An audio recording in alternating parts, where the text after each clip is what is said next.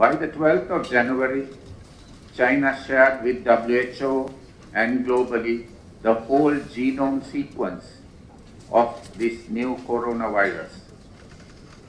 And the virus was formally designated as the 2019 novel coronavirus.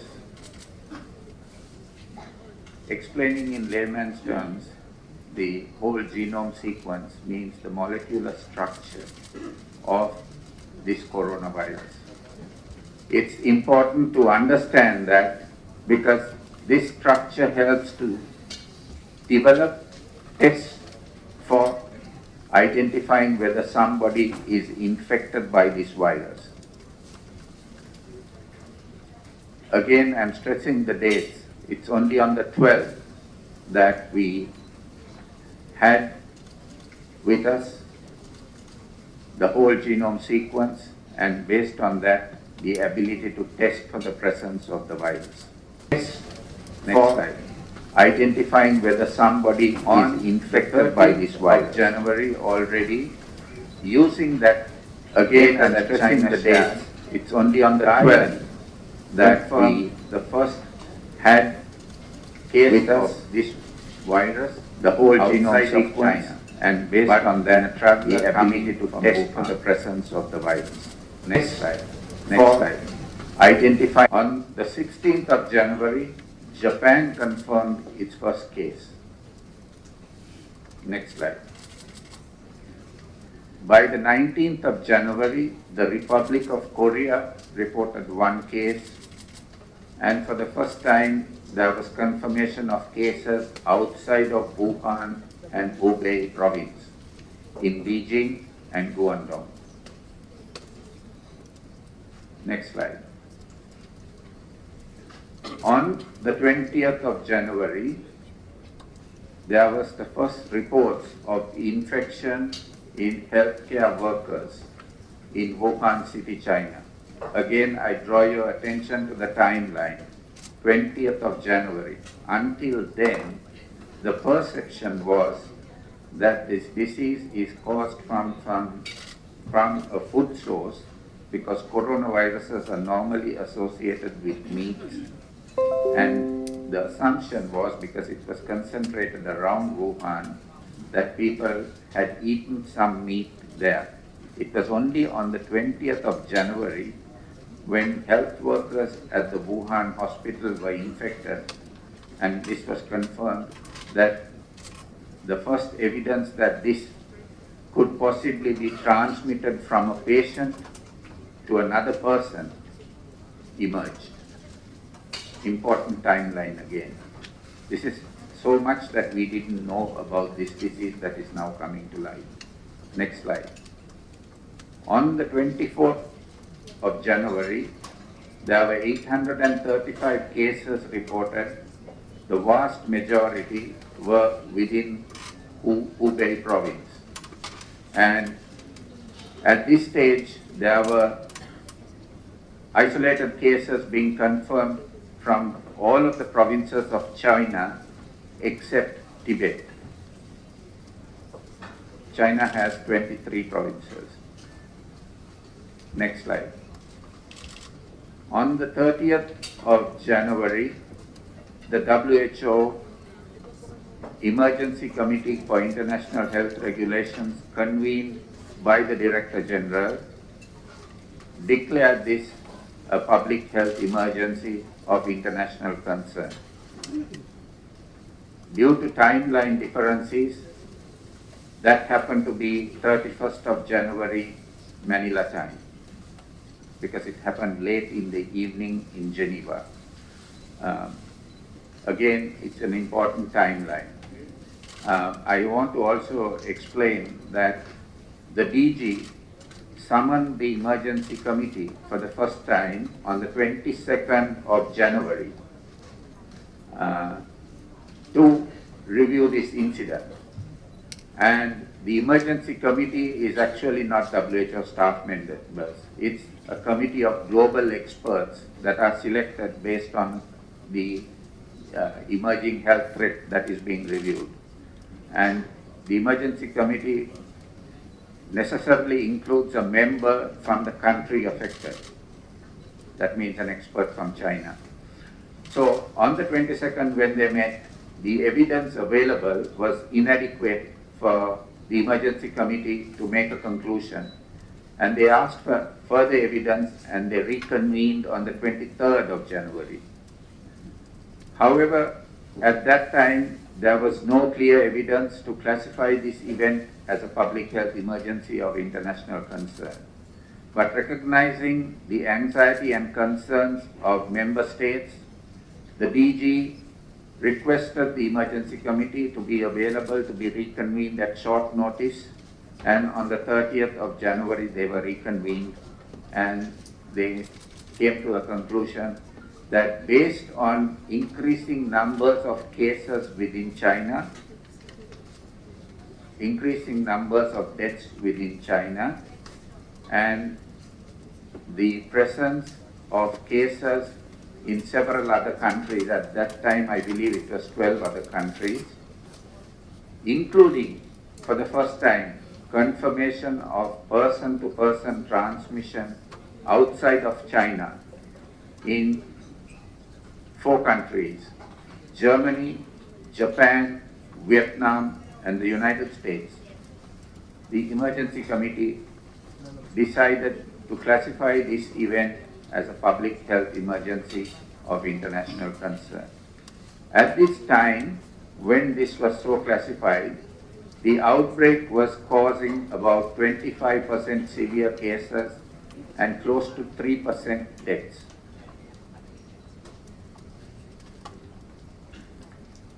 However, and I want again to reiterate this because in comparison to the Middle East respiratory syndrome, which was also caused by coronavirus, the mortality rate was not 3% as in this case, but 34%.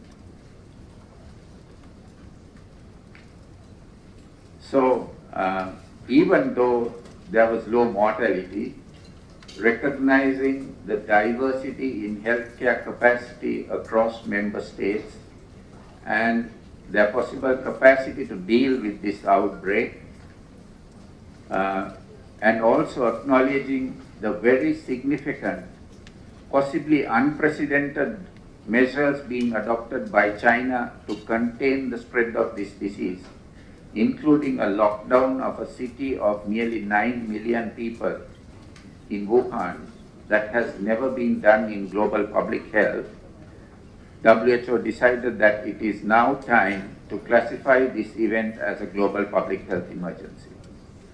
And the purpose of this was to ensure that we can contain the spread of this disease and mitigate its impact in other member states. That was the purpose. Reaching this conclusion, the emergency committee and WHO concluded that we still believe that this outbreak can be controlled like the previous 2 coronavirus outbreaks of SARS and MERS-CoV, but that we need to increase the preparedness and response capacities across all member states so that they are prepared to deal with possible importations and the possible emergence of local transmission. This has been our focus not just after the emergence of this outbreak. Since the SARS outbreak, especially in this region of the Western Pacific region where the Philippines and China are both, WHO has been working very closely with member states using the Asia-Pacific Strategy for Emerging Diseases to strengthen country capacities and readiness to deal with these situations.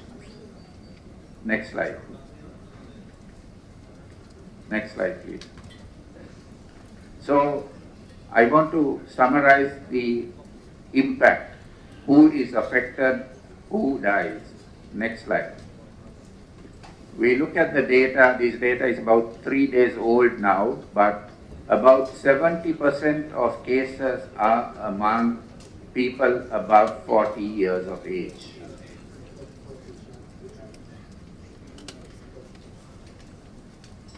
64% of the cases have been males. About 40% of the cases had some underlying pre-existing medical condition. Oftentimes that was diabetes, high blood pressure, cardiovascular disease, or cancers.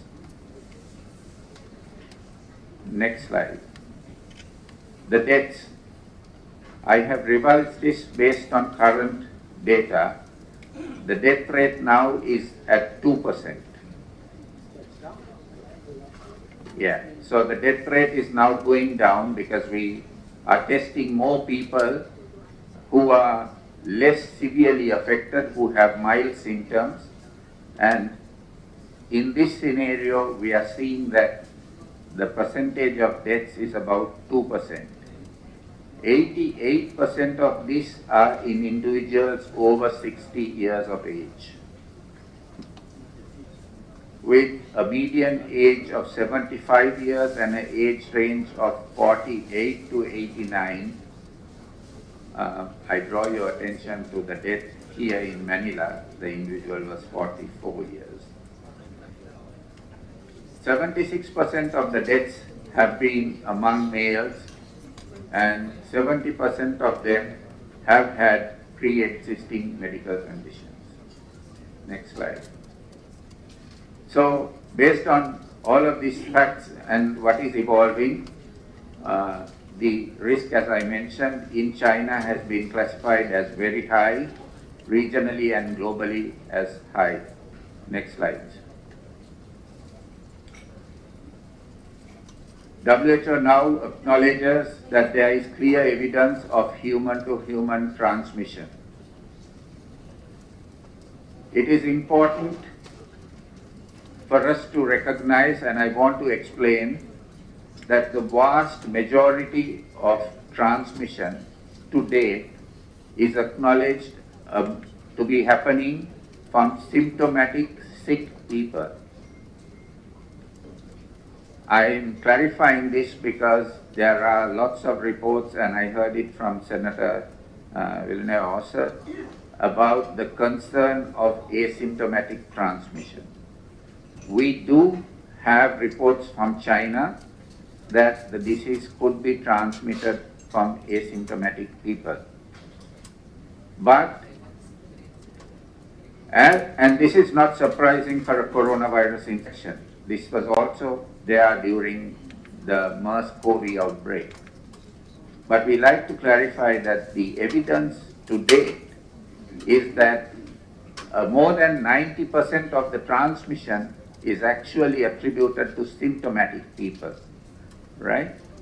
So that is why we are advocating that people with respiratory symptoms and signs need to be careful, need to practice cough etiquette, need to wear masks, everybody needs to wash hands frequently, because if you're coughing and your droplets contain this coronavirus, it can, the virus could be present on utensils, on home items where an infected person has coughed. Again, I want to reassure you that the evidence suggests that the virus can survive on those surfaces only for a few hours, something between 8 to 10 hours. So if you have somebody sick who is having respiratory symptoms, make sure that you make an effort to clean surfaces that are handled by those people. This is an infection prevention measure, particularly in facilities that we are managing PUIs or confirmed cases until their reports are available. But it's also good practice during flu season to do this. So again, our focus is that by frequent hand washing with soap, if you haven't access to water and soap, to use an alcohol containing sanitizer. I hear your concerns. People have bought up everything on the shelves, but that's another question. What we are advocating is, and WHO has clearly provided and shared information on the use of masks. We don't see a benefit of masks to be used by the general public.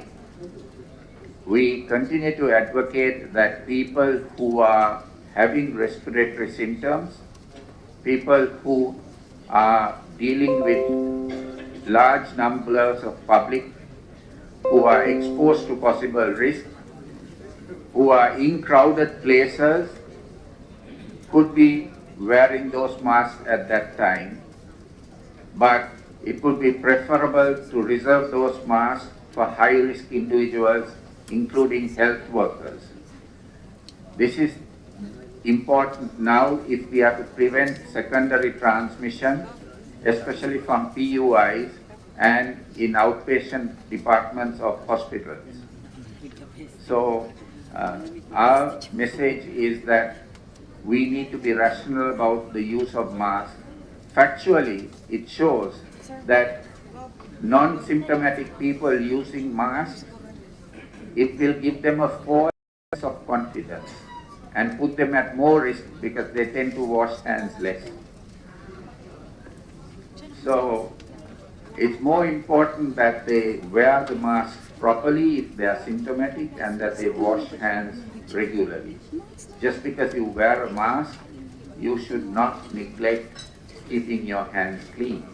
Because if you touch the mask and you have droplets on the outer surface of the mask that somebody else coughed on, you could still get infected. So what is more important is actually hand hygiene, right? Next slide. So we recognize the diverse impact this problem could have on health systems and countries with different levels of socio-economic development and capacities within health systems. I reiterate again, WHO has been working with member states to improve their preparedness and response capacities.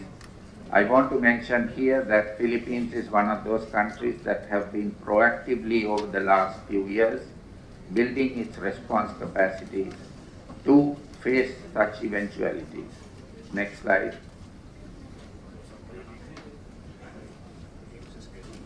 So, in light of this emerging threat and the evidence that we know about this situation, WHO is continuing to work with the Department of Health and other concerned government and non-government entities in the Philippines to prepare your response capacities and your preparedness capacities, to heighten them based on what is known about this disease.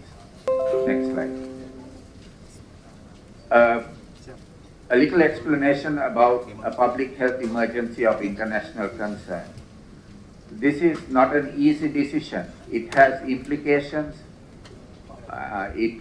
And WHO recognizes that events should not be easily classified as public health emergencies of international concern.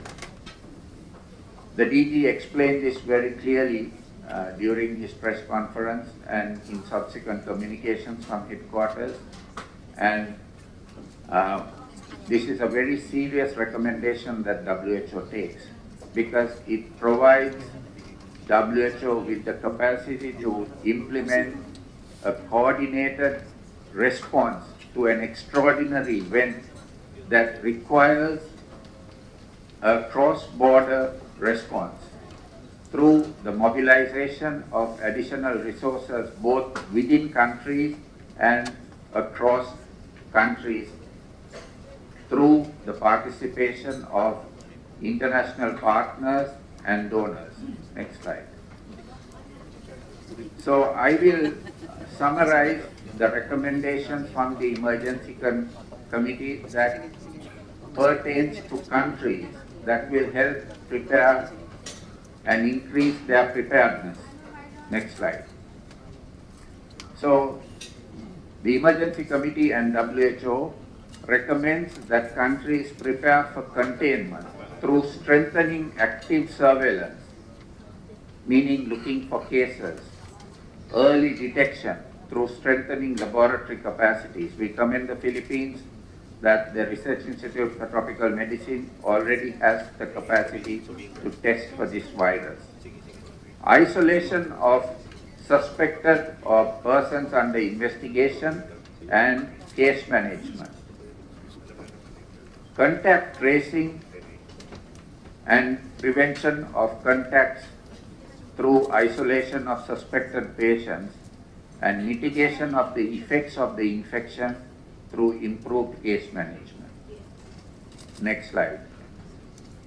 The recommendation also places emphasis on reducing human infection, preventing secondary transmission, meaning if you have an infected person, you need to isolate that person so that a second person doesn't get infected, and to prevent further international spread. Next slide. Collaborate and actively participate in increasing knowledge on the virus and the disease. The disease is now classified as 2019 novel coronavirus acute respiratory disease. Next slide. We remind countries that member states are legally required to share information with WHO under the international health regulations about possible cases, confirmed cases, and deaths. This helps WHO to better understand the threat level posed by this situation to individual member states and the global community. Next slide. WHO on the 31st of January did not recommend travel or trade restrictions. However, this recommendation is not binding because countries are suffering to make decisions based on the travel patterns with the affected country and based on its health system capacities to deal with the possible threats. Next slide. However, we encourage countries to inform WHO of any travel measures taken so that these can be shared with other member states so that they may minimize social and economic disruption. Next slide. So that's the legal basis for that measure. I believe that's all. Next slide. Thank you. So in summation, I want to commend the Department of Health for its leadership and the government of the Philippines for its proactive measures. As I mentioned, WHO announced that this was a public health emergency of international concern on the 31st of January, according to Philippine time, and by the 2nd of February, you had implemented a travel ban, among other measures. Of course, even before this, right from the announcement of the outbreak in China, the Philippine Department of Health, supported by WHO, was strengthening its preparedness and readiness and response capacity. And we continue to work with the Department of Health and the government to prepare their response capacities. We are encouraged by what we have seen. There are still measures that the country is implementing, and WHO stands ready across its 3 levels of country, regional office and headquarters to support those efforts, and we reassure the public in the Philippines to stay calm that the measures being implemented and by the government of the Philippines and recommended by WHO are, we believe, adequate to control this outbreak. Thank you, sir. Thank you, Dr. Ravi. Let us now hear from Department of Health. Go ahead, Secretary Duque. Thank you very much, Mr. Chairman. In behalf of the Department of Health and the Interagency Task Force on Emerging Infectious Diseases, we greet a pleasant day to the Senate President, the Chairman of the Committee on Health and Demography, and the honorable members of the Senate. And joining me are the members of the cabinet, led by our executive secretary, and all the other agencies constituting the task force on emerging infectious diseases. And my fellow public servants, isang magandang araw po sa ating lahat. Again, good morning. I'd like my presentation today will cover the following points. First, some information about what the coronaviruses are in general, and in particular the novel coronavirus, which is now briefly referred to as the 2019 nCoV. But if you are attributing the disease to it, it's the correct term is the 2019 nCoV ARD, or the acute respiratory disease. The second part of my presentation would be to highlight the local or the Philippine situation, which is embodied in the timelines of very important events that have so far transpired. And third, would be contextualizing the virulence of the 2019 nCoV infection against other coronavirus infections. And it's good to reiterate, even if it's been very clear in the presentation of Dr. Nabi Abiy-Singh, the country representative of the WHO in the Philippines. And of course, lastly, I would like to highlight the actions taken by our DOH and our advice to the public. So let me just characterize the coronaviruses first. These refer to a large family of viruses belonging to the family Coronaviridae. And these viruses cause illness ranging from the common cold, which you and I every now and then experience, and to more severe diseases like the Middle East Respiratory Syndrome, or the MERS-CoV, and the Severe Acute Respiratory Syndrome, or the SARS-CoV. The 2019 nCoV is a new strain. Coronaviruses are zoonotic, meaning they are transmitted between animals and people, and as confirmed recently, human to human as well. Patients who contract the coronavirus were shown to exhibit respiratory symptoms such as fever, cough, shortness of breath, and breathing difficulties. In more severe cases, the infection can cause pneumonia, as what has happened to the first or the second case of novel coronavirus patient who died in the Philippines. This is an imported case, and I'd like to underscore that this is an imported case. The acute respiratory syndrome and kidney failure are also complications at the extreme end. Again, because the 2019 nCoV is a new strain, there is no vaccine against it. No specific treatment yet, except supportive care. Now, as of February 3, 2020, this has been shown. We can move on. Suffice it to say that the current statistics would show that the case fatality ratio for nCoV has so far gone down from 3% to 2%. That's a good one-third reduction just over the last few weeks. And of course, several other ASEAN countries also have confirmed cases, but WHO, like China, we are considered very high risk for transmission. This in contrast with high risk only for the entire Western Pacific region and the globe. Just to put things in perspective, the case fatality rate of nCoV is much less than SARS-CoV and MERS-CoV. However, it is more easily transmissible, as you can see on the slide. This map shows the distribution of the 80 persons, or rather patients under investigations reported in the Philippines. Note that the spike in number of the persons under investigations is attributed in part to the expansion of travel history criteria in our case definition, from those who have traveled to Hubei to include those who have been to China, and the contact tracing activities.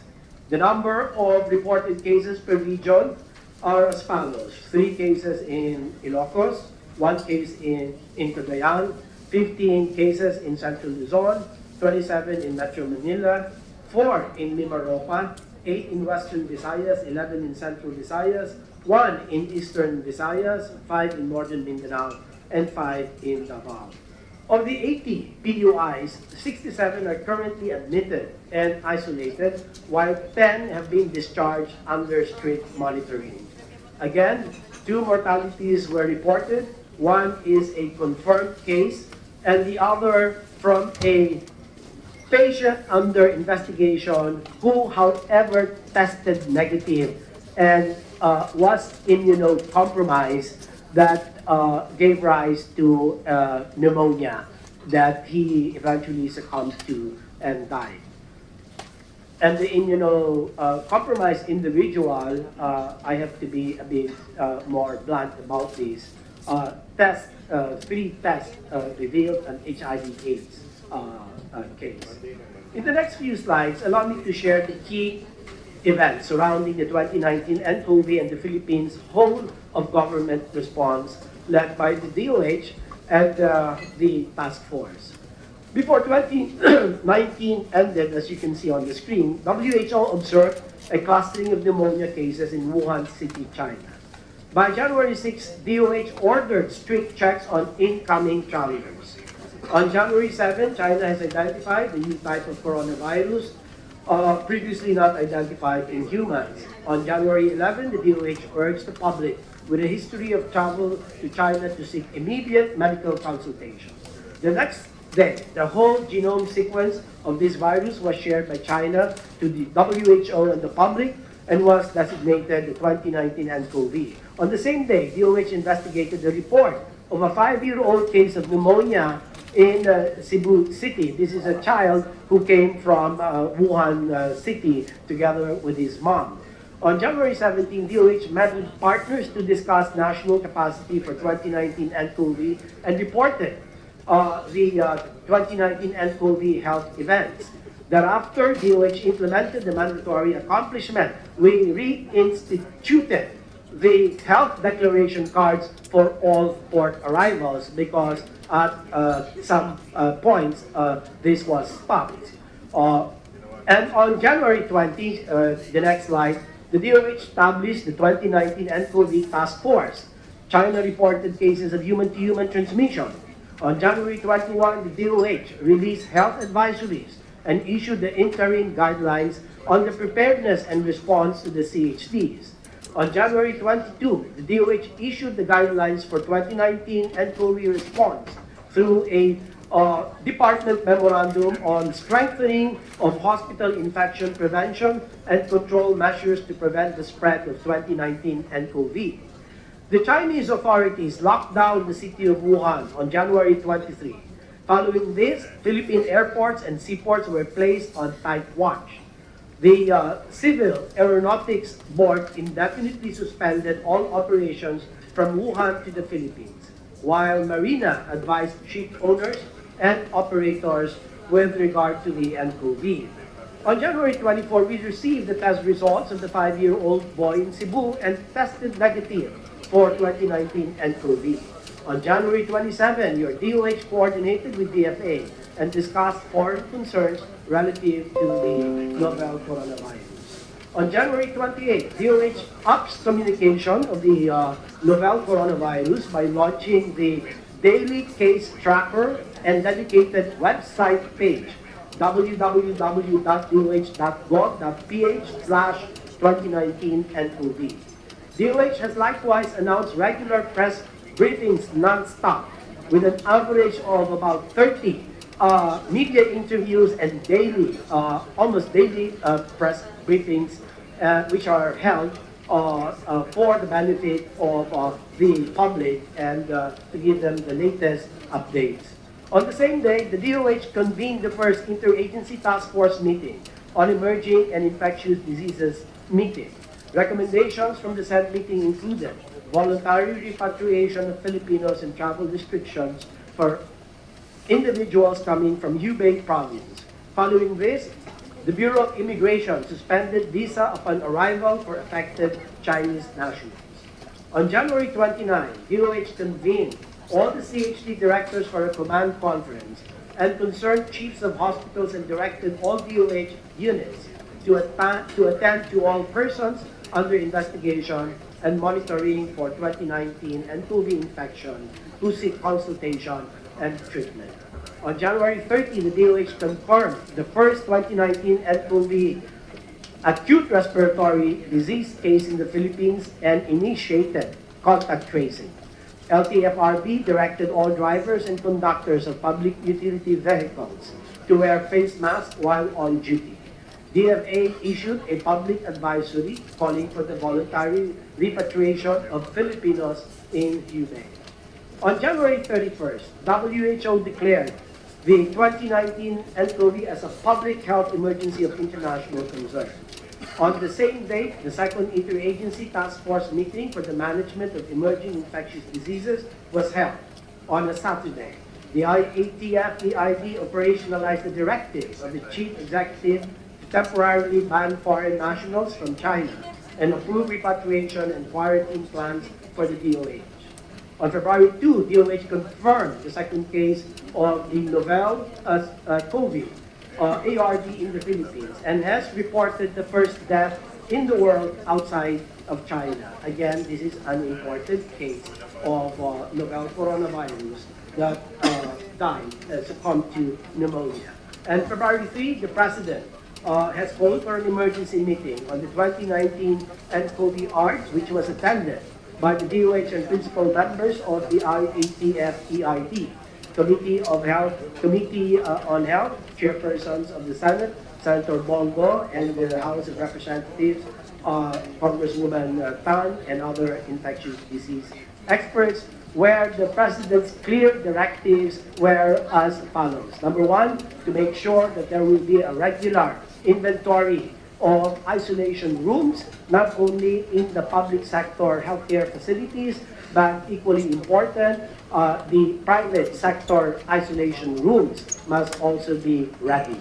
Second is to ensure that there will be a dedicated transport vehicle to ferry patients from the communities, assuming that there is going to be a community spread. But knock on the wood, I hope that doesn't happen. But just to say, we have to be proactive and we have to be indeed ready for that eventuality. And so that is why the President has underscored the importance of a dedicated transport vehicle and not use the other ambulances for transport for fear of contamination.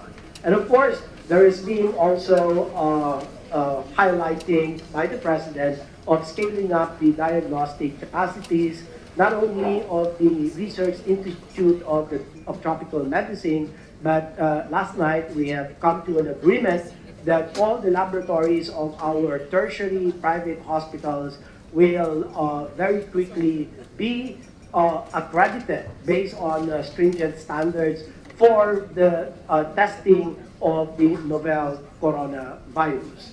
And lastly, the President has also approved in principle the budget of 2.25 billion pesos for the procurement of personnel protective equipment on the assumption that there will be 5,000 healthcare workers who will need this and there will be 500 or 1,500 pesos. Well, I'll be lost in the computation. I can just give you the computation later. This is going to be on the assumption that this will last for 90 days or 3 months, and they're multiplied by 3 shifts because the care will have to be round the clock, cannot be just for 8 hours. And the total amount would be 2.25 billion plus, of course, 10 million pesos worth of surgical masks. And allow me to just backtrack a little with regard to the PPE. The PPEs will include the headgear, the goggles, the N95 mask, the gloves, the apron, the gowns, which is costed at about 1,500 pesos per set. On the same day, the President reassured the public with transparency that the Philippine government is capable indeed of addressing the 2019 nCoV situation. And this is not the first time, Your Honors, we have been besieged by the similar coronavirus of 2002 and 2003, and as well as the MERS-CoV in 2014 and 2015. So we've done this before, but it is very important that we should be able to heighten all the interventions needed to respond, to mount an effective response to these evolving or emerging infectious disease. And what the challenges are that are observed with this particular novel coronavirus is this particular virus can be notorious for its ability to mutate. And to what extent this virus is going to mutate, nobody knows for sure. And that is why we have to be extra careful, and we ought to be ready at all times.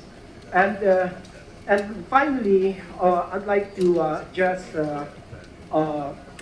highlight the protection interventions or measures that the DOH has been doing. Even with the confirmation of the first and second cases and PHEIC declaration or global health emergency, our advice to the public remains. That is frequent hand washing, avoid unprotected contact with farm or wild animals, practice proper cough etiquette, maintain distance of no less than 1 meter, and cover coughs and sneezes with a tissue or the crook of your elbow. Avoid close contact with people showing cold or flu-like symptoms, and ensure that food is well cooked. Travelers with symptoms of respiratory illness, either during or after travel, are urged to seek medical attention immediately.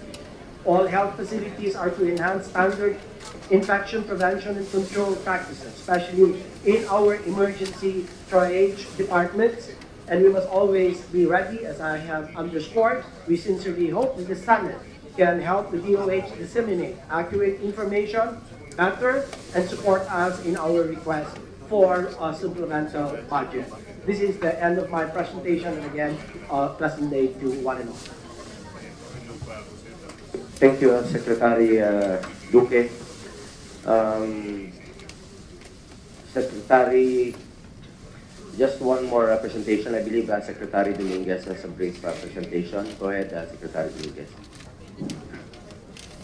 Senate President Vicente Soto, Senator Christopher Bongo, Chairman of the Senate Committee on Health and Demography, Honorable Senators Miguel Zubiri, Franklin Drilon, Coco Pimentel, Nancy Binay, Risa Ontiveros, Panfilo Domingo, Ronald De La Rosa, Joel Villanueva, Francis Pangilinan, Amy Marcos, and Francis Tolentino, Senator Ping Lacson, members of the Cabinet, fellow workers in government, good morning. Thank you for inviting me to today's hearing.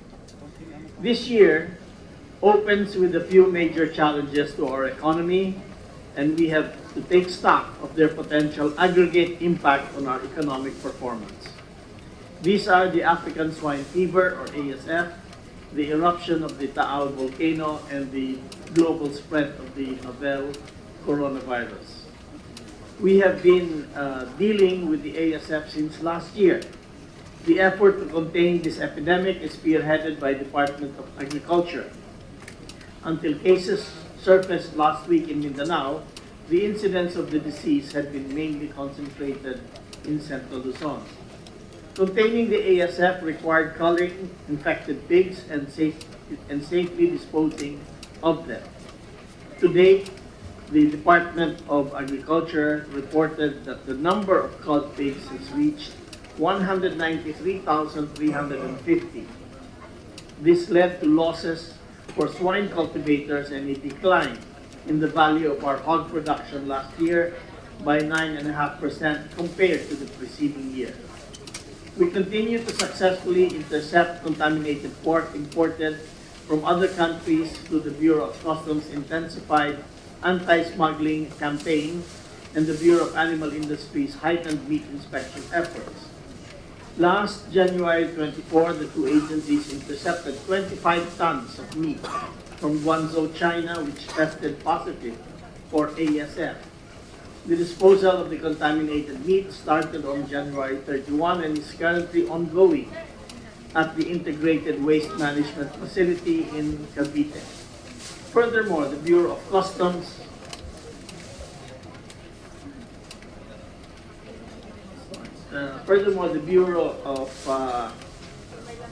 Customs has also filed cases against entities that were caught smuggling goods contaminated with the disease. The Department of Agriculture is strictly enforcing biosecurity measures and setting up more quarantine checkpoints, as well as providing more disinfection facilities to manage, contain, and control the spread of ASF. Zero interest rate loan assistance programs will also be given to affected hog raisers. We reiterate the announcement made by the DA that ASF is non-transmissible to humans and that it is safe for consumption. Meanwhile, ongoing activity under the Taal volcano could still result in a more explosive eruption. However, unless and until this actually happens, we can only speculate on the full impact on the economy. As of January 20, estimates from the National Economic Development Authority show that the total foregone income in the economic sectors due to the eruption could reach 6.6 billion pesos, or 0.26% of the 2018 gross regional domestic product of Region 4A, or Calabarzon. The bulk of the foregone income comes from agriculture and fishery sectors, services, and industry. Short of a major eruption, the damage to our crops and the challenges of dislocated communities to which the government will continue to respond will not significantly impact our overall growth projections. We are confident that the Department of Agriculture and the concerned government units are fast-tracking the release of production support, agri-fishery aid and livelihood assistance, and cash or zero interest rate loan assistance programs to the affected farmers and fisherfolk, as well as the implementation of the recovery and rehabilitation plans of the affected areas. The 2019 novel coronavirus, on the other hand, might very well be at an early stage of its global outbreak. So far, 99% of the infections and a large majority of the casualties have been confined to Hubei province in China. The government of the People's Republic of China has mounted an unprecedented effort to contain the spread of this virus. We acknowledge the determined and comprehensive efforts of the Chinese government towards containing this virus. To date, the only death that occurred outside China has unfortunately happened here, and although it involved a traveler carrying the virus directly from Wuhan. While the World Health Organization has not recommended travel restrictions, the Philippines, along with several other countries, is enforcing a ban on travelers from China and its special administrative regions. President Duterte has also ordered the establishment of a repatriation and quarantine facility. Given that we may be in the early stages of this outbreak, it will be a challenge to estimate the cost of its potential economic costs. We are consoled by the observation that the virus has limited local transmissions outside China. As we continue to implement proactive measures to keep our people safe, the global medical research community is working on identifying a cure. A significant impact on the economy will most likely be centered on the tourism sector. The travel and tourism industry around the globe is taking a hit as a result of the various levels of travel bans imposed by national governments and of voluntary decisions of airlines to cut flights to and from China. What has transpired in the aftermath of the outbreak of the SARS H1N1 and MERS CoV may give some preview on how the current novel coronavirus outbreak will unravel. During the SARS episode, tourist arrivals to the Philippines dropped by 1.3%, from 1.93 million in 2002 to 1.9 million in 2003, according to the Philippine Statistical Yearbook. But in 2004, tourist arrivals rebounded quickly by 20.1%, totaling 2.3 million for that year. Subsequently, tourist arrivals had increased continuously until the H1N1 outbreak in 2009, which resulted in a slight decrease in arrivals. Note, however, that the world economy at that time was reeling from the effects of the global financial crisis, which is likely to have had a larger impact on tourism. The Philippine tourism also proved resilient during the outbreak of the MERS CoV. It is worth noting that even with fewer arrivals in 2003, tourism direct gross value added actually increased by 8.8% compared to the previous year due to increased average spending per tourist. In the last few years, however, our tourism direct gross value added has been rapidly rising, mainly due to a substantial increase in arrivals from China. While travel restrictions are enforced to protect the health of Filipinos, tourism's direct gross value added will likely decrease. It is still too early to ascertain the economic effects of these efforts to safeguard our people, but the Department of Tourism will provide periodic updates as the situation evolves. The DOT has committed to continue aggressively looking for opportunities in partnership with all tourism stakeholders to sustain the gains our country has made. The agency will intensify the promotion of domestic destinations for local travelers who have decided to postpone or forego international travel for the time being. Meanwhile, the lockdown imposed by the Chinese government on Wuhan, which is considered the hub of transport and industry for central China, could create some supply problems that will affect trade and industry elsewhere. Factories have temporarily ceased operations due to the lockdown. Other factories in China are likewise just restarting operations after the long Lunar Year holiday. A few have predicted economic disruption on a major scale, but at this point it is too early to estimate the full economic impact. China has been the Philippines' top trading partner. Last year, more than half of our exports to China were shipments of electronic parts. In the immediate term, the temporary closures of factories in China and possible disruption in global supply chains may cause a temporary slight decline in our exports, particularly of electronics and auto parts. Incidentally, our top imports from China, such as steel, machinery, and petroleum, are products that do not seem to carry the NCOV virus, though we will continue to take all necessary precautions.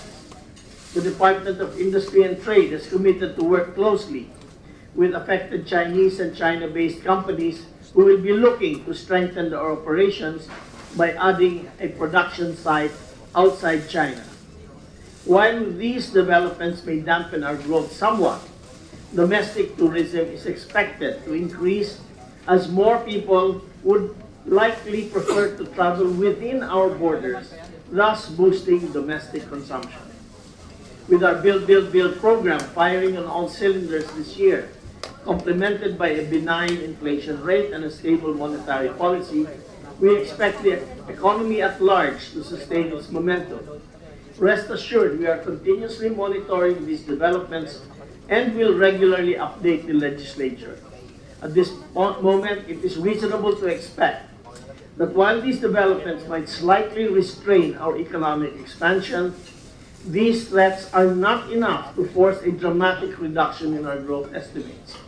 We are standing by our working projection of a GDP growth rate between 6.5% and 7.5% for 2020. Thank you. Thank you, Secretary Dominguez. I would like to acknowledge the presence of Senator Ailey Marcos and Senator Coco. Ay, Senator Coco ba? Hindi kita nakilala. Senator Coco Pimentel. And anyway, may we know from the Executive Secretary what are the directives of the President to address the 2019 novel coronavirus? Go ahead, Secretary Medjodeo. Mr. Chairman, before I would proceed on the directive of the President vis-a-vis the coronavirus, may I just read a note for the committee. First of all, I would like to thank the committee and its members for the opportunity to present the real situation and the government's efforts to contain the coronavirus. As you can see, all the secretaries of the concerned agencies are here not only to put to rest any worry that senators may have, but more importantly, assure the Filipino people that their government is working to contain this virus. If the honorable senators would allow, we would like to get your support in sharing to the public that they too have a responsibility in their government's efforts to prevent the spread of the virus. From the simple washing of the hands and practicing good coughing etiquette, self-guarantee, self-qualitative rule for travelers, we need the cooperation of all. Sama-sama tayong sugpuin itong virus na ito. The Filipino is stronger than any calamity or virus it may face. Thank you, Mr. Chairman. Now, may I proceed with the directives given by the President? Go ahead, Secretary. Immediately when the World Health Organization declared that this is an international emergency, the task force on the interagency task force for management emerging infectious diseases in the Philippines met and recommended to the President, who approved the following measures. One, a temporary ban against the entry of any person except Filipino citizens and holders of permanent resident visa issued by the Philippine government coming from Hubei province as well as other places in China where the spread of the 2019 coronavirus has been officially confirmed. Number two, a temporary ban against the entry of any person except Filipino citizen holders and Filipino citizens and holders of permanent resident visa issued by the Philippine government who within 14 days immediately preceding arrival in the Philippines has been to Hubei province as well as other places in China where the spread of the 2000 coronavirus has been officially confirmed, and those traveling from China via Hong Kong.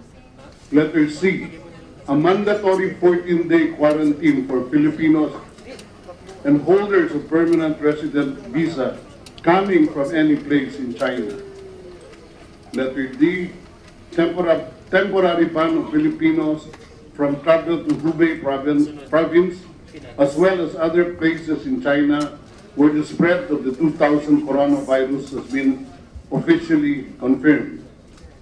And lastly, the establishment of a repatriation and quarantine facility somewhere in the north, still being studied and considered at this point. That's all, Mr. Chairman.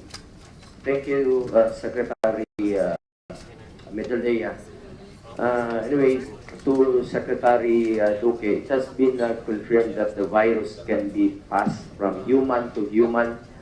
Can the virus survive on the surface of inanimate objects such as cargo or shipment coming from affected areas? Isa po ito sa concern ngayon, aside dun sa tao, kung i-contain natin, i-isolate natin yung tao, quarantine natin yung tao. How about the cargos? Yung tanong na yan kasi sabi nyo 8 hours yung survival period nung virus. Pero itong cargo na darating dito, paano natin sila mako-contain? Pag hinawakan ng taong possible ba na mahahawa rin po tayo? Dito sa Senado, nag-meeting po sila kahapon, di ako naka-attend. Pinatupad muna nila yung bawal muna yung kamayan. So, paano yan, SP? So, si Senator Drilon, Duterte feast po na siya ngayon. Bawal daw hindi rin, hindi yan. Feast ba? Hindi pala. Ma'am. Anyway, pakisagot lang po, Secretary Duque. Maraming salamat po, Ginoong Chair. Yung pong cargo, yung mga container vans, pagka nabilag po ito sa araw, yung pong virus ay posibleng mamatay dahil heat labile. Pangalawa po, ang ating pong pinaka available information is that yes, the novel coronavirus can survive and stay for as long as 10 hours on inanimate objects like the surface of the table or computer keyboard, the telephones, the fomites, which would include the handkerchiefs, the beddings, pillowcases, the foam, etc. From few hours to several hours, and I think the latest information is up to 10 hours. So, yun lang po ang masasabi natin at there have also been information coming our way that the virus can be difficult to inactivate or to neutralize when the climate, when the temperature is low and when humidity is also low. So, tuyo at malamig, yan po ang medyo mas mahirap ma-neutralize yung novel coronavirus. Ibig sabihin, anong temperature po siya kayang mapatay yung virus? Unfortunately, Chairman, hindi po masabi yung talagang with accuracy kung ano po yung temperature. It's just generally stated in the literature, kapag malamig daw po at saka tuyo, doon medyo may kahirapan na ma-neutralize. Pero dito naman sa Pilipinas, alam po naman natin na relatively speaking, we have a much warmer climate, mas mainit po sa atin at maumido. So palagay ko ito ay makatulong. Baka sa neutralization. init ng ulo ng mga tao dito, kaya bang patayin yan? Anyway, and then another question. Itong sa proper use of the face mask ngayon. How about you, Dr. Mata? Can you... Sige po, ipakita niyo po. At saka yung shortage nitong mask. Bakit iba yung itsura ng mask mo sa mask ni Senator Coco? Meron din. You may stand up. Dito, you may use the restroom.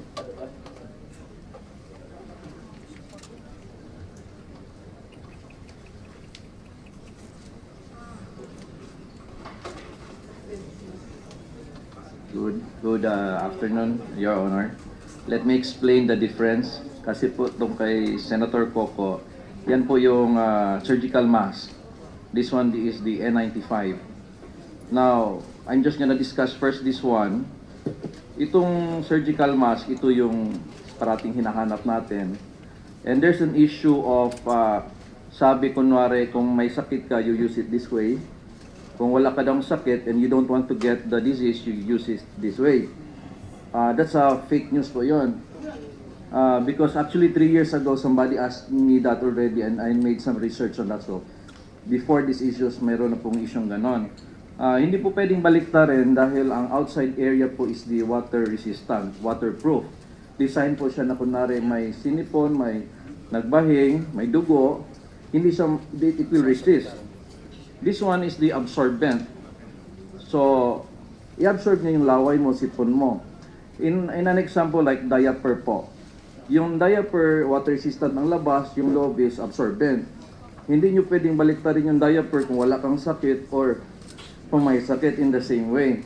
Dahil lang nag-invento po niyan is dahil sa loob po dapat yung puti. And when you say kung wala ka namang sakit, pwede mo bang ibaliktad?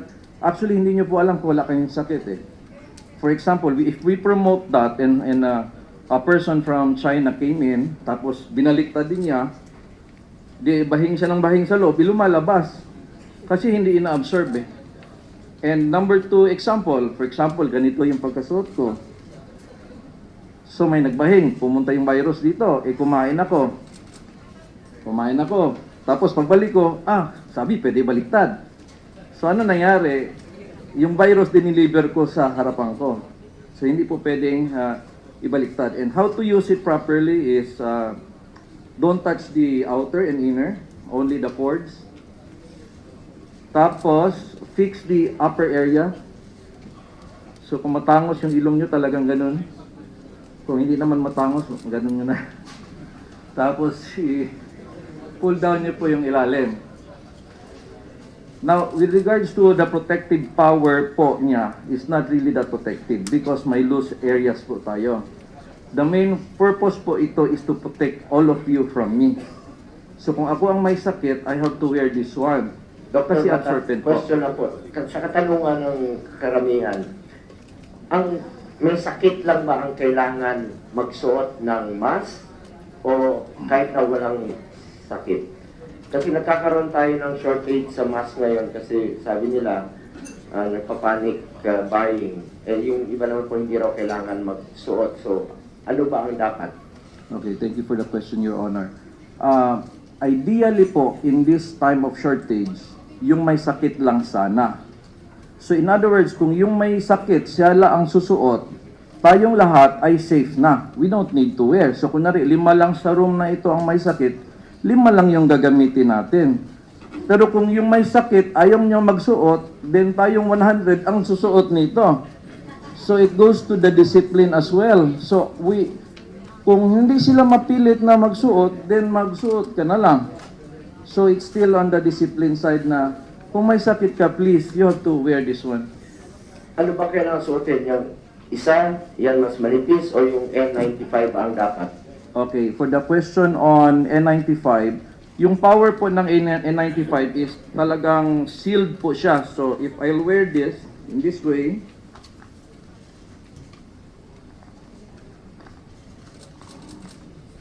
as you could see, halos hindi na ako makahinga. Nahihilo na nga ako eh. In all honesty, it decreases your oxygen by 20% because that's the purpose of it. It should be 100% kung pwede. All the air should be filtered through these areas. So kung hindi ka nahihirapang huminga, not all the air that came into you is filtered. So this is good for hospitals. If you are in front of a person who is sick, use N95. So the suggestion is all hospitals should provide N95 for the employees. Nahirapan nga ako. Yun ang nasa hospital. Pang-hospital po. N95. Kasi mas maraming stock yata yung ordinary na mask. Yes, cheaper ang surgical mask. Much expensive ang N95. To Secretary Lopez, ina-address niyo na ba yung shortage at saka yung setting the standard retail price nito at wala pong holding? Hinuhuli niyo ba yung mga nag-holding nito? Yes, Mr. Chairman. Nung umpisa pa ho, about 2 weeks ago, we started to monitor first the prices and then the supply of surgical masks. So at that point, ang ating SRP, also as prescribed by the DOH, nandun tayo sa 1 peso to 8 pesos per mask. And we were able to catch about 18 violators, and inissuean po yun ng notice of violation, and all those notice of violation after 48 hours will be converted into the filing of charges against them. So they are now being heard at the Fair Trade Enforcement Bureau, can be subjected up to about 300,000 penalty per store per violation. The current problem is less on the price but on the supply. Marami po talaga nag-out of stock simply because of the sudden the surge in the demand. Marami talaga ng demand, some can be considered panic buying. And the normal inventory ng ating mga drugstores are not that high.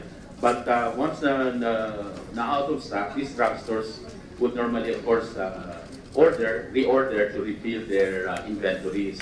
Now, the recent feedback that we're getting from the drugstore, even their usual suppliers, nahihirapan na rin silang kumuha because abroad, even in other countries, kailangan din nila yung supply. So not all are able to supply them with the desired quantity. So the government had an initiative proactively search for its own suppliers or sources. And the main source that we were able to talk to over the weekend was the known producer, manufacturer of the mask, itong surgical mask, based in Bataan. Isa po siya exporter talaga. But they've been in the country for the past 41 years, and they really have been supporting the country. In fact, during the Taal eruption, nagpa-donate din sila 500,000 masks at that time. And then for this, because of this problem, the government's discussion with them, they committed to supply first 100,000 immediate supply, actually to be delivered today, which we would prioritize to give to the DOH. Dahil ang initial requirements talaga priority yung mga nasa frontline po natin, mga health workers as requested by Secretary Duque. And then that supplier also committed, at least they have the capacity to supply and commit to the Philippines 400,000 pieces per week. And so that is what we intend to add on to the local supply. Nag-initiate lang po yung government kasi nakita namin na pati yung private sector, they're having a hard time sourcing the supply. Importante, we have stocks or supply here in the Philippines. So once they bring the stocks to us, we will make it available first to the DOH and then one half to the DOH and one half to the public through the drugstores para ma-distribute natin. So in a month, we can commit about 1 million pieces for the public and 1 million pieces for the DOH requirement.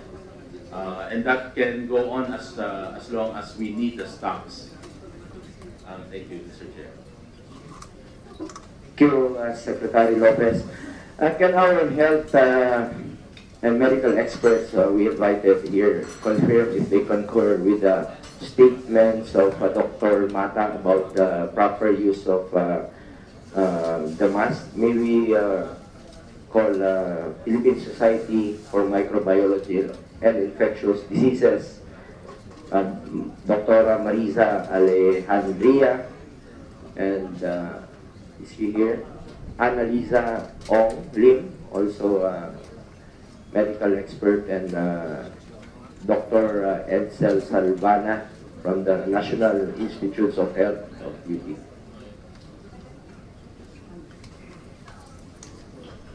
Good afternoon, Your Honor, Senator Bongo, Senate President, Honorable Senators. Yes, I concur with the wearing of public masks, but with additional information. I'd just like to emphasize again that those who are healthy, immunocompetent, meaning wala hong ibang sakit, hindi buntis, hindi nagki-chemotherapy, hindi po kailangan mag-mask. Kung ngayon, sa sitwasyon na may nCoV tayo, kung hindi naman din kayo galing sa China o sa mga bansa na merong confirmed cases, hindi kailangan mag-mask kung walang sintomas. Ang advisory sa mga travelers na galing China ay mag-quarantine ng 14 days. So that's mandatory para ma-contain po natin ang virus, para hindi siya mag-spread sa community. Going back to how to wear the mask, okay, importante din po na naguhugas pa rin ng kamay. Pagkasuot ng mask, yung tamang pagtanggal, huwag niyong hahawakan yung harap. Ang pagtanggal, yung nasa tenga, yun ang hahawakan pag tinanggal. And then, wash your hands. Pag madumi na din, palitan na siya. No? Hindi siya pwedeng for the whole 24 hours, suot-suot niyo yung mask. So, kailangan tatanggalin. Papalitan na pag madumi or 6 hours. At tama po na ang magmamask ay yung pasyente, yung may ubo, sipon. So that's our public health responsibility. If we have cough, colds, kahit na hindi coronavirus, dapat magkonsulta or magmask. Kasi hindi lang naman coronavirus ang matatransmit natin kung tayo ay inuubo or sinisipon. May iba pang mga infection na pwede tayong makuha. So, yun po yung sa mask. Tapos yung N95 naman, sa ospital po, hindi naman lahat ng nasa ospital, yung mga employee, ay kailangan naka N95. Yun lang pong healthcare worker directly involved in managing or treating patients, or especially the suspected cases of nCoV. Saka may mga iba rin po tayong sakit na ang healthcare worker ay nag-N95. Kami po, pinoprotektahan din namin ang sarili namin. So may mga guidelines kami dyan kung kailan kailangan naka-N95. And then, I'd like just to say also that it's very, very important yung quarantine kasi nga wala pang local transmission. So, dalawang cases natin imported. So we really have to exert all efforts to contain the virus so that it does not spread in the community. So how are we doing that? So yun nga yung, so we welcome very much the travel ban kasi because of the volume of travel, lalo na marami tayong Chinese tourists. So there's a lot of risk there, no, of getting the infection. So yung mga travelers from China, important po yung 14-day quarantine. And pag sinabing quarantine, nasa loob ng bahay. Yung mga asymptomatic, walang symptoms, dapat sa loob ng, hindi sila lalabas ng bahay for 2 weeks. Yun yung kailangan sundin as a public health responsibility so as not to spread the infection. Tapos yun namang may symptoms ng travelers within the 14 days, dapat magkonsulta at sila yung magmamask. So yun po yung kailangan natin i-implement, no, sa ating mga kababayan. Thank you.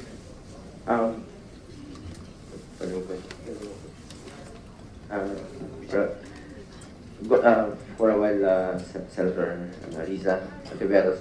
Anyway, I would like to acknowledge Governor Daquila Carlo Cua, National President of the Union of Local Authorities of the Philippines. And I believe the Executive Secretary wishes to be excused because he has another engagement. Thank you, Secretary Medjaldea, for attending this hearing.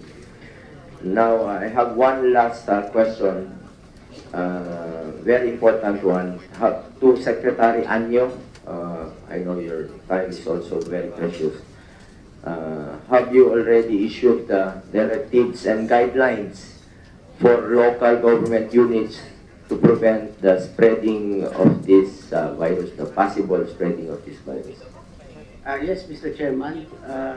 In fact, even before the declaration of the WHO on the public health emergency of international concern, we already issued advisory to the local government units and formalized a memo circular dated January 31 for our local government officials, particularly the governors, the mayors, and the barangay captains, to spearhead the information dissemination, to act as the crisis manager, and to be in charge in preventing the spread of the coronavirus, particularly at the level of the barangay.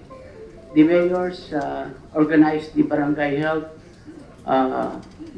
emergency response teams led by the barangay captains. And this barangay health emergency response team shall be in charge of imposing the mandatory quarantine, 14 days, for all citizens arriving from China and its special administrative regions. And for those who manifest symptoms, immediately they will be transferred in coordination with the interagency task force to DOH designated local coronavirus referral centers. And likewise, in coordination with the DOH, the use of an ambulance that is solely dedicated for people manifesting the coronavirus symptoms. This is actually in line with the interagency task force and with the declaration of the President. So we deal only with citizens who came from these areas, China and its special administrative regions. But for those manifesting symptoms, they should be immediately transferred to these designated coronavirus referral centers, Mr. Chairman. Thank you, Secretary Anyo. We'll just ask my other questions later. ST President, Senator Soto. Thank you, You have the Mr. floor. Chairman. Thank you. Mr. Chairman, I will not ask any questions.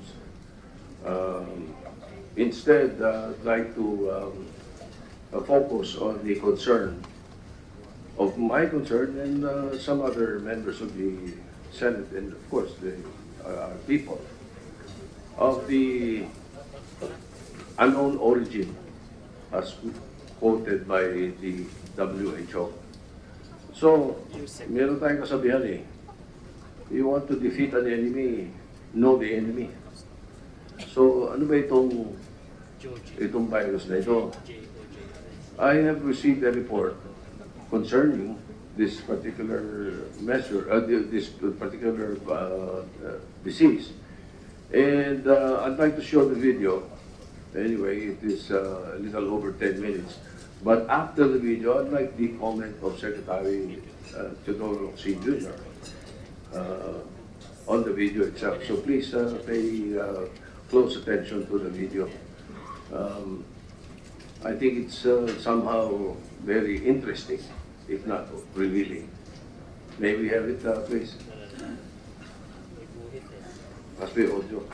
Mystery surrounding the coronavirus becomes denser and denser by the day.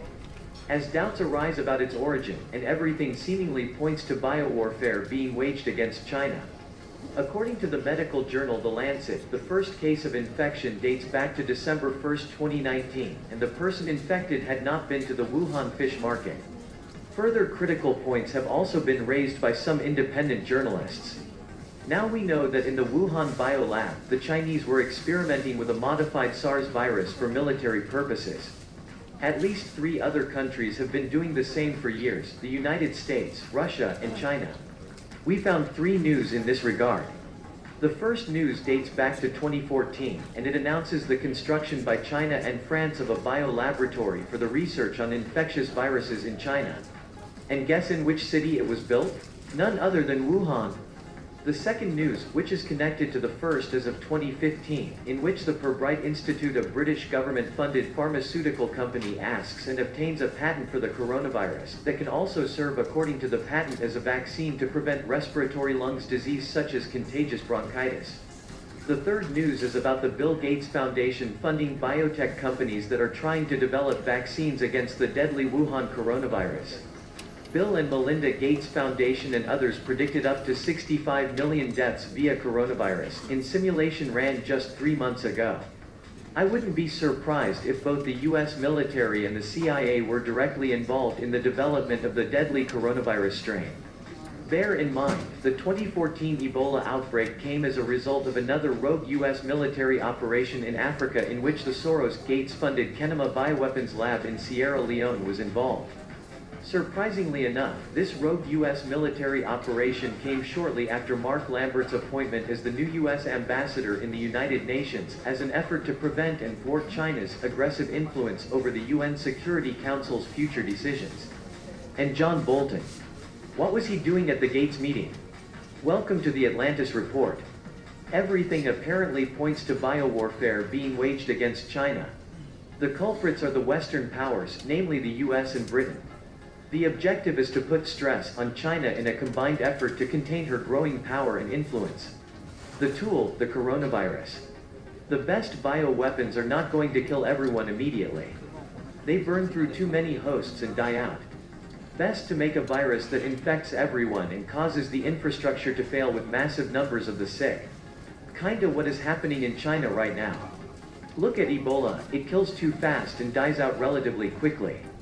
Coronavirus, officially called the novel coronavirus 2019 nCoV. Its contagion is a respiratory illness, a new type of viral pneumonia, in the same family of infections as SARS and MERS. It is highly contagious, up to 2-week incubation in patients with no symptoms. Just the perfect recipe for a global outbreak. I doubt any country is prepared for this.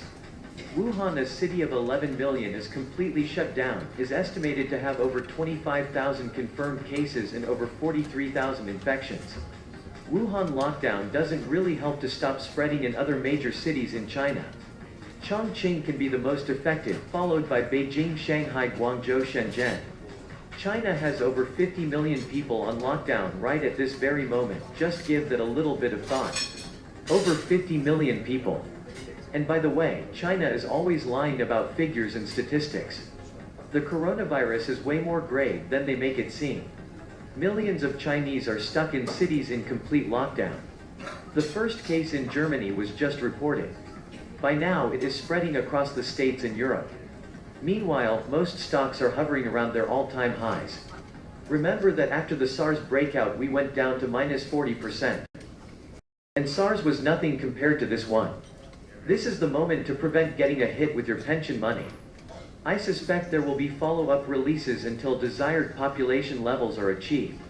If they release this, there is nothing stopping them from releasing engineered smallpox, Marsburg, anthrax, and so on. Or God knows what kind of chimeras they have created. And rising speculation it was engineered could be steered by the US as an accidental release from the level 4 facility 20 miles from the fish market.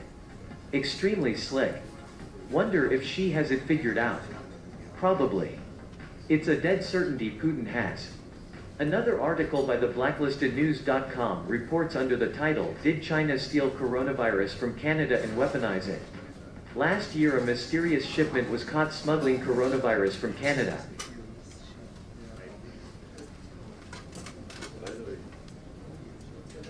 Well, we just received that last night. So, Mr. Chairman, there is more to it, but we can stop here and ask the Secretary of the Foreign Affairs to give his comments. Mr. Senate President, members of the Senate, members of my fellow members in Cabinet, this is an example of the craziest video I have ever seen. It is also a validation of a joke I used to make about North Korea. North Korea kept announcing that we are the greatest power on earth because we are exploding atomic bombs inside North Korea. I said, at the rate North Korea is going, there will be nothing left of North Korea. Now, in this video, there are the suspects. China inflicting it on itself. 99% of all infections are Chinese. So why would they do that? Maybe the plan is for China to create a virus so strong, they will first test it on themselves. And when they are all dead, then they will spread it to other countries. Second, other suspect, US. The US has done this because they can send it all across the ocean into Wuhan and kill the Chinese. But then, later on, the other suspects are Canada. But at any rate, it says it will also spread to US and Europe. Again, this is a plot of the United States and the West to destroy China by first destroying itself. This is really clever. So I don't know if you can believe this, but on the other hand, let me say that there is no truth that China even withheld information about this disease. On January 7, Hong Kong consulate received the news from the Hong Kong government that on January 4, it had already released its preparedness and response plan for novel infectious disease of public significance. Before the discovery that you could isolate it, China was already spreading the news to all its administrative regions, who were then authorized to tell us that this is happening. 3 days later, they discover the isolated virus. In short, even before they were sure of it, they were already warning everyone. Second, from that point on, China was already warning us, and I assume warning all the other consulates and embassies about the progress of this disease. And it goes on day to day, all the way down to the 27th of January when, my first reaction when this came out and I was asked, what will you do about it? I said, the Department of Foreign Affairs consists of civil servants who are diplomats. We are incompetent to address a disease. Therefore, we are putting ourselves under the direction of the Department of Health, and all its orders will be followed by DFA throughout the world. We will not listen to anybody else in the government, including ourselves. So, from that point on, you had unity of command. Now, Anyway, yeah. It's good that you have expressed your opinion on the matter, because this is circulating, and I and many others who are here in the Senate are not ready to take in the contents, hook, line, and sinker. And it is best that we are also aware of what other people are saying concerning this coronavirus. Yes, Mr. Senate President, Is there anything else? in fact, Mr. Senate President, there is no doubt that there are people abroad in the West who are perhaps happy that this is happening to China, because this may spell the end of Chinese power. Unfortunately for them, if that is true, this disease is only proving the resilience and strength of China. In 10 days, they have a massive containment facility. That only shows how strong that country is. This challenge will actually not weaken China, but will strengthen it in the eyes of the world as a power that just cannot be defeated even by nature. Thank you. Thank you, Mr. Chairman. I have no further questions. I'll leave the questions to our colleagues of the matters. Thank you, Secretary Locsin, SP Soto. Next is Senator Nancy Binayhang, Vice Chairperson, Committee on Health. Thank you, Mr. Chair. Secretary Duque, tama po ba na napakahalaga doon sa containment itong contact tracing? Kasama po yan sa protocol natin. Talaga pong mahalaga ang contact tracing, lalo na doon sa mga nagkaroon ng mga sintomas, katulad po ng dalawang Chinese nationals. Ito po ay ginagawa ng ating Epidemiology Bureau Surveillance Officers, at meron po kaming report na ibabahagi sa inyo kung ilan na po ang kanilang naabot na mga pasahero o mga mamamayan sa mga iba't ibang lugar kung saan nakasalamuha o nakihalubili ang ating pong dalawang mga Chinese patients. Yung isa nga po tumanaw, pero ganoon pa man ay sa ngayon ang mga contact tracing na ginawa ay sa aeroplano, sa hotels and resorts, hospitals. Secretary Duque, Yes. doon sa aeroplano, 100% na huban na natawagan yung mga nakasabay nila sa aeroplano? Hindi pa po, kasi ongoing pa rin yung ating contact tracing. Out of 331, meron na po tayong na-assess na 58 and yung po number of contacts on currently home quarantine 53 at number of symptomatic contacts 5. So we're currently admitted for isolation. 4 are admitted, but 1 unfortunately refused admission. So this is something that we might want to look into the quarantine laws of the Philippines and see how we can further strengthen. There can be hopefully a legislative space to look into how we can strengthen the penal provisions of the quarantine law and ensure that those who refuse, they will be, I don't know what the term is, forcibly made to subject themselves to quarantine measures. Secretary Duque, Filipino mo itong ayaw magpa-quarantine. I will have to look into that, Your Honor. I'm sure the ED, Epidemiology Bureau, has the more granular report on this.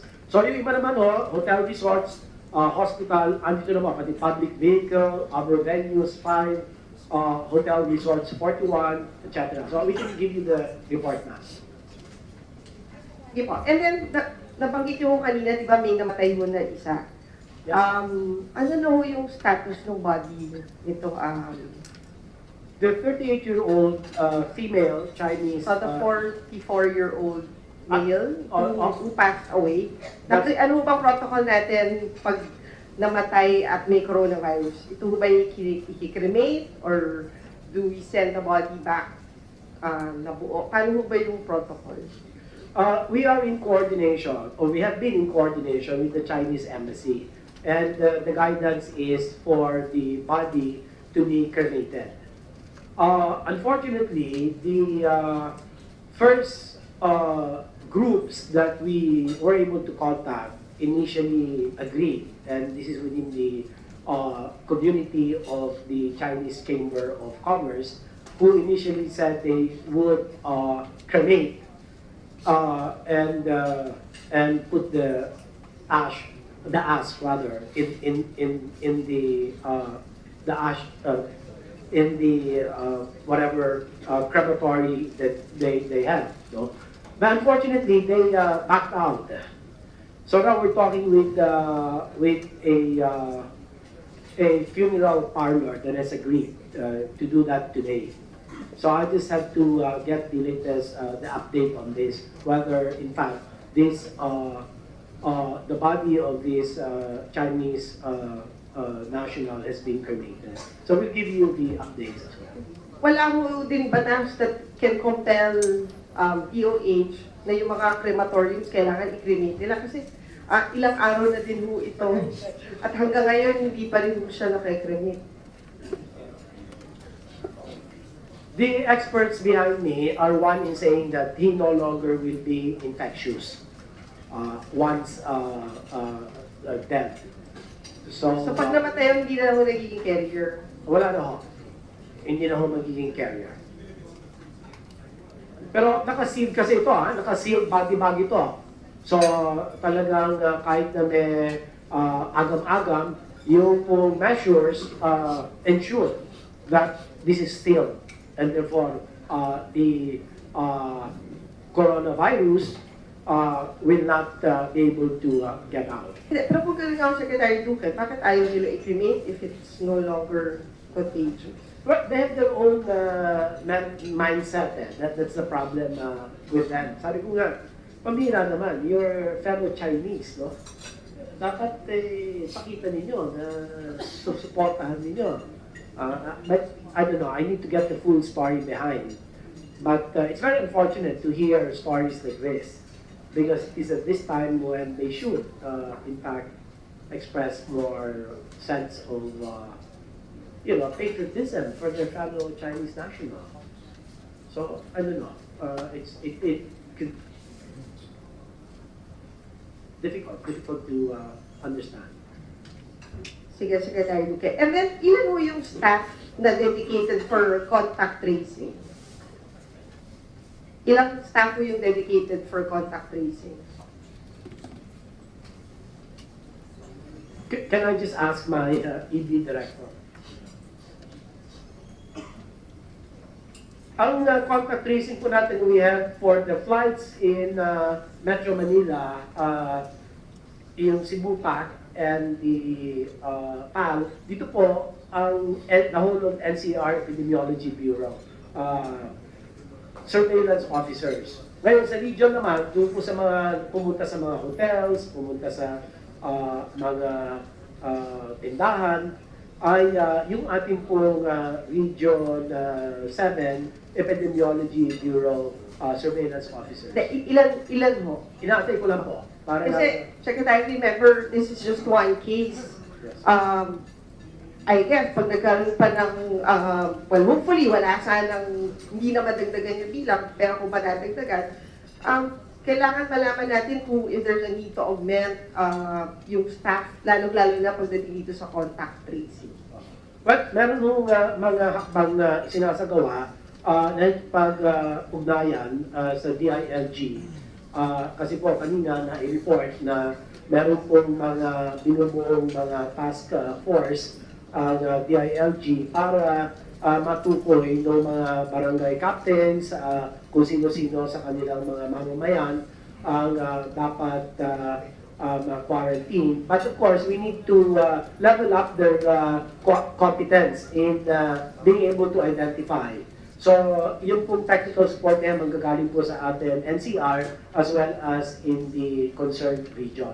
But the number, I'll get back to you, ma'am. Kasi katulad nitong dalawang pasyente na to, it's been how many days already at hindi nyo pa nakokontak 100% yung nakasalumuha nitong dalawang pasyente na to. I mean, yung hotels and restaurants, understandable, mahirap yan. But yung aeroplano, una-una, may ano yan, di ba? Meron namang listahan ng setback, saka may flight manifest.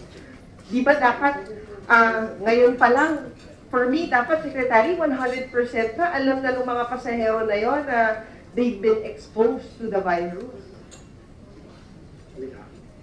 We have, as of now, 17 surveillance officers plus 50.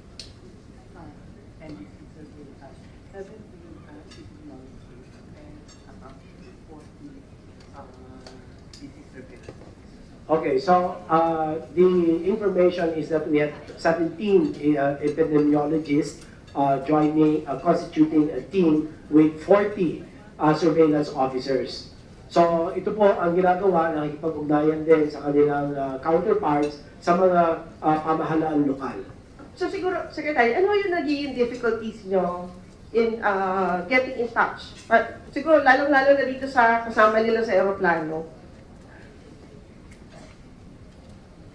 I am told that efforts are being made to increase the number of surveillance officers. Then, Secretary, siguro ito lang sa plane lang. Let's concentrate dito sa aeroplano. For example, yung flight nila from Hong Kong to Manila, I think SEDPAC yun, di ba? 100% na hubang na-contact itong mga kasama nila sa flight na yon.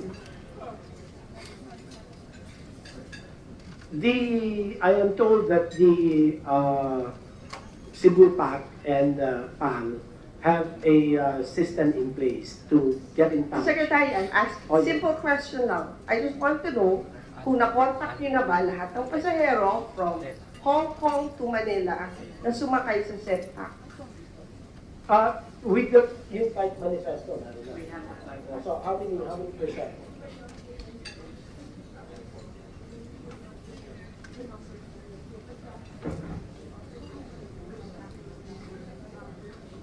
I guess, Secretary, mukhang hindi pa.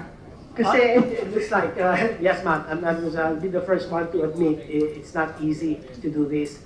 In fact, you know, Secretary, kasi, you know, we are all here looking for a solution. Kaya I am asking you, ano yung nagiging constraints kung bakit hindi nyo makontak itong mga nakasabay nila sa aeroplano?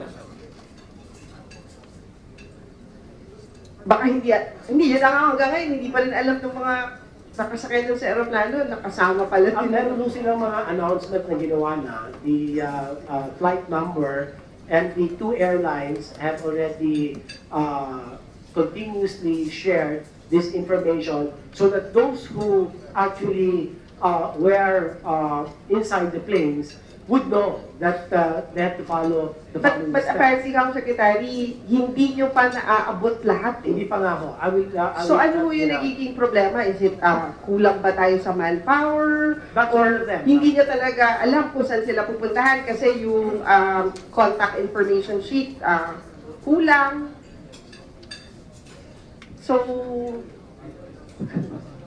kasi may katulad nga ho, ng sinasabi, may passenger manifest ho tayo. In fact, pag foreigner kayo, is meron pa tayong finifill up na form na ito yung address mo in the Philippines. Kung foreigner ka, pag local ka naman, more or less, I'm sure may database naman ng BI kung saan nakatira itong mga pasahero na ito. Secretary, ilang araw na ho eh. Yes, ma'am. Ang contacted 17% of a total of 331. 17%? Yes.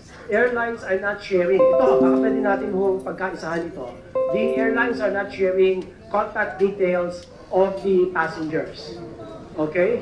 So, they're invoking confidentiality. So, ito po ang kailangan natin harapin. Can we get the, from CAD or CAAP? Yes.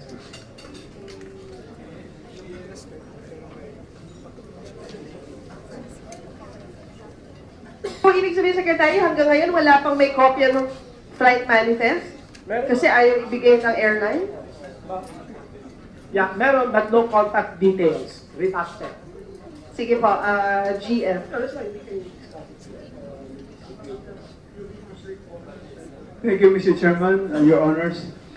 In my experience, the airlines would readily give this kind of information, especially under special circumstances like we have today. So in my experience, the experience of our office, they would be willing to share it, especially during an event like this. I guess, let's go back to the basic. Ano ba naging protocol natin? Who asked the airlines to provide them the manifest with contact details? We do. The Epidemiology Bureau of the DOH was instructed very clearly to get the flight manifesto. And from there on, I thought that things would be as usual, that there shouldn't be any problems. But now, I'm being very strange. They're saying that the airlines are the ones contacting the passengers and informing them. And that we're not given the number. But all of these will be subject to validation, Your Honor, so that we will know exactly how to address this issue. It is a very serious issue. Yes, Secretary. At, ang mas nakakalungkot, parang hindi kayo nag-uusap. Diba? I mean, sana, Secretary, kayo could have coordinated with CAAP or CAAP na may ganito kayong difficulties na hinaharap ngayon. Because, di ba, katulad nung sinabi nyo, napakahalaga netong contact tracing. But apparently, kulang na kulang tayo. With the permission of... With the permission, Mr. Chairman, with the permission of go ahead, other colleagues. Senator Simple lang po, wag na po yung airline, DOH to airline, wag na po yun, sabi nyo, hindi nagko-cooperate. DOH to DOTR or directly to CAAP. Hindi po pwedeng mag-usap and then they can order the airline to produce the manifest. Yun lang po.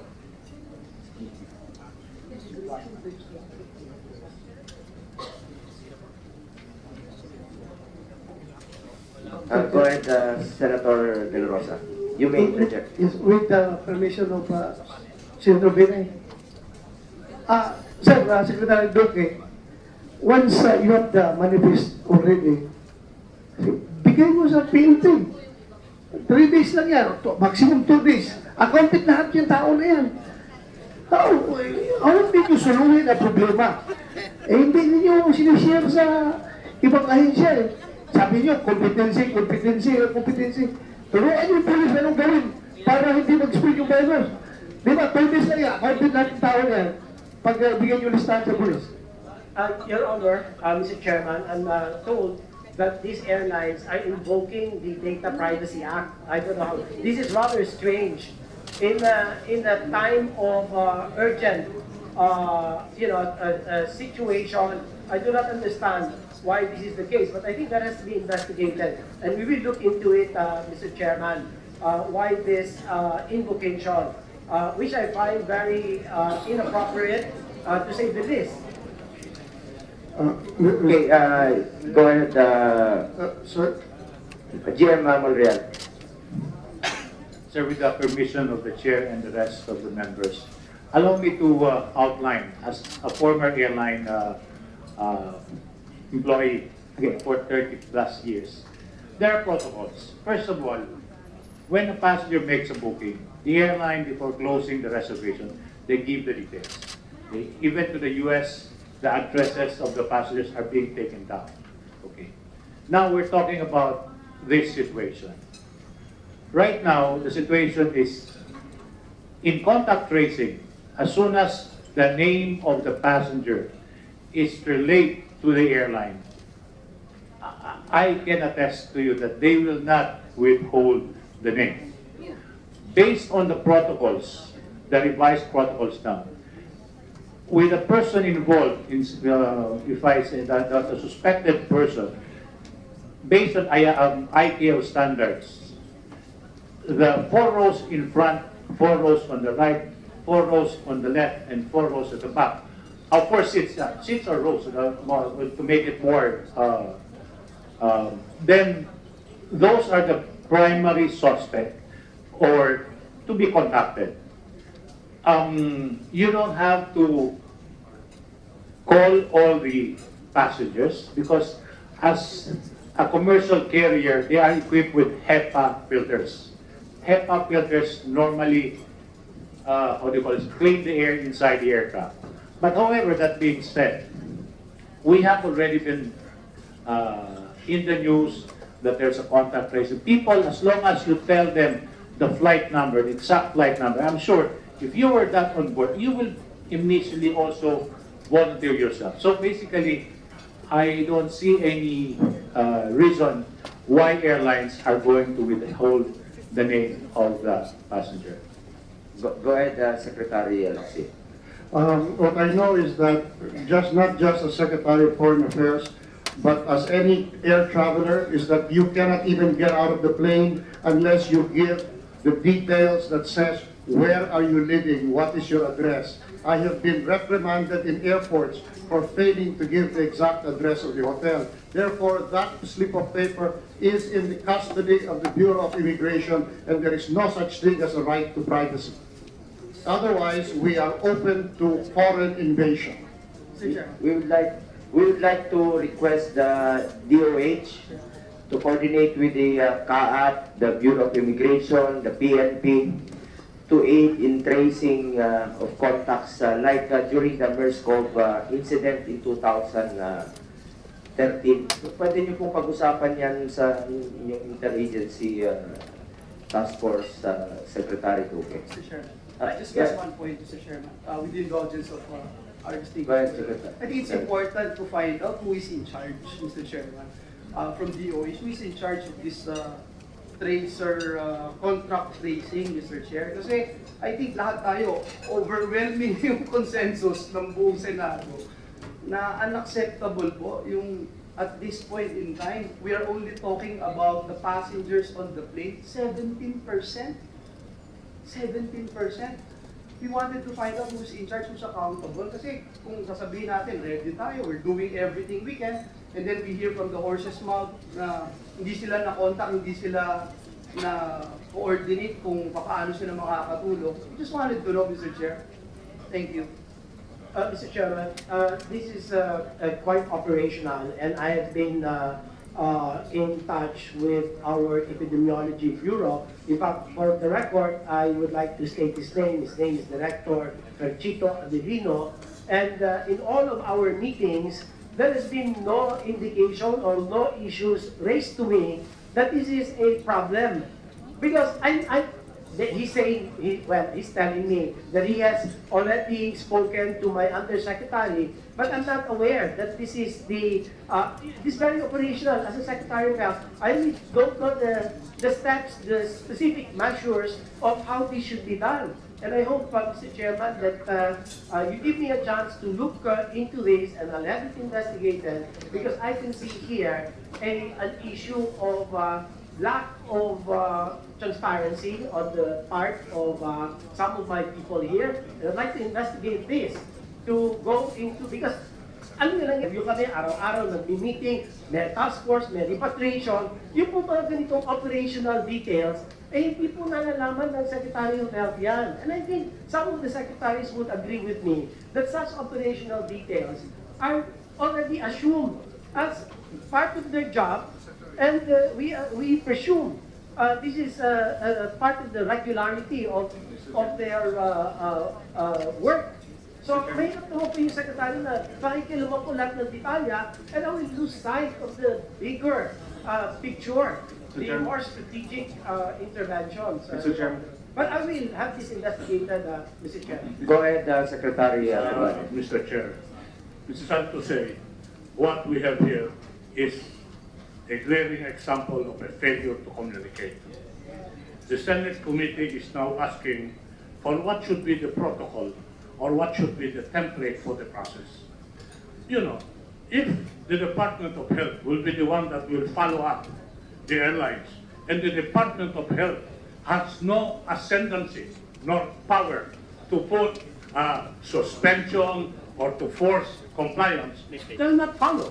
The protocol should be, once there is contact tracing, CAAP and CAB should take it upon themselves to commence and trigger the contact tracing, because they have the power and the ascendancy over the airlines.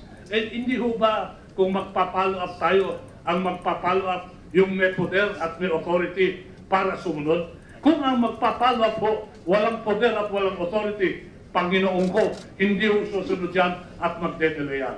So that to answer this statement of the Senate committee, what is the protocol? The protocol, we must agree now that all contact tracing, following up the airlines, must come with the position of CAAP or CAB. Ganun ho yun. Mas magandang mag-follow up yung may hawak ng latigo. Kasi kung ang magpapalaho up ho, walang hawak ng latigo, uulitin ko, Panginoon, that will be delayed, baka hindi pa sumunod yan. Yun talaga yun. We have here a situation of a failure to coordinate. That is sad. Chairman, very quickly, with the permission of Senator Binay. Go ahead, Senator. Very quickly, Mr. President, Mr. Chairman, I beg to disagree that the Secretary of Health is pointing his finger at his underlings. When there is only 17% of those passengers have been contacted since this issue erupted. I think it's not just a failure of, failure of communication. I think it is also a failure of leadership on the part of the health department. I'm sorry if I have to put that on record, Mr. President. Chair? Go ahead, I think tapos na ata yung 5 minutes ko. I only have one last question. Secretary Duque, I've heard you several times na medyo nagkakaproblema tayo kasi may language barrier dun sa mga PUIs. Tama po ba? That's right, Your Honor. Have you hired a Chinese interpreter na magpo-full-time?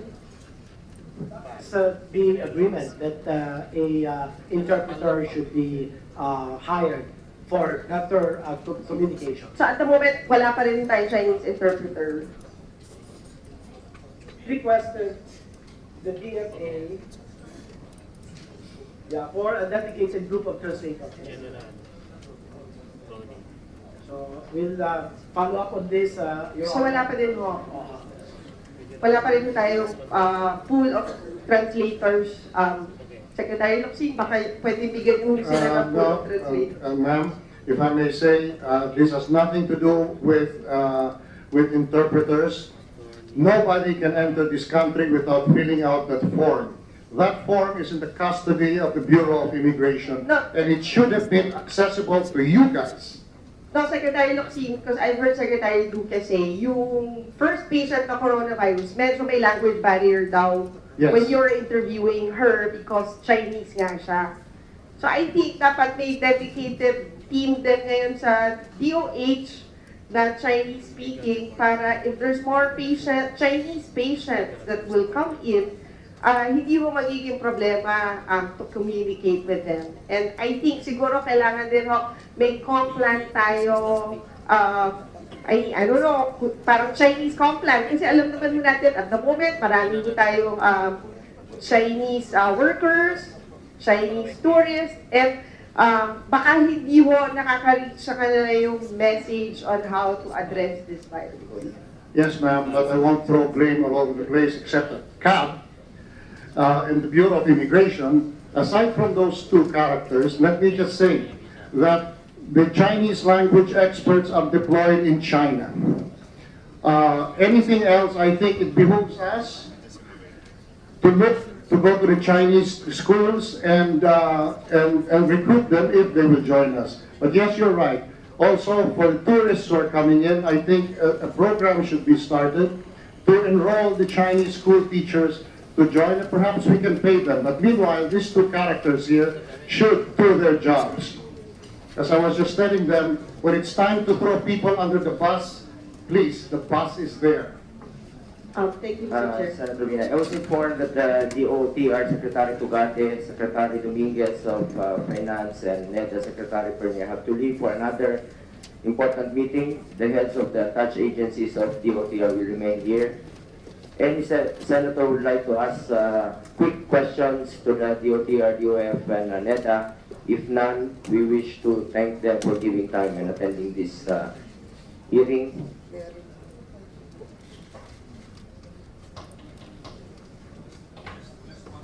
Go ahead, Senator. Maybe just appeal to the other CABSECs who are going to leave, that can we get the problem of communication addressed so that we can, at least when you leave, we are given the assurance that the matter will be addressed. The issue was aptly and properly propounded here.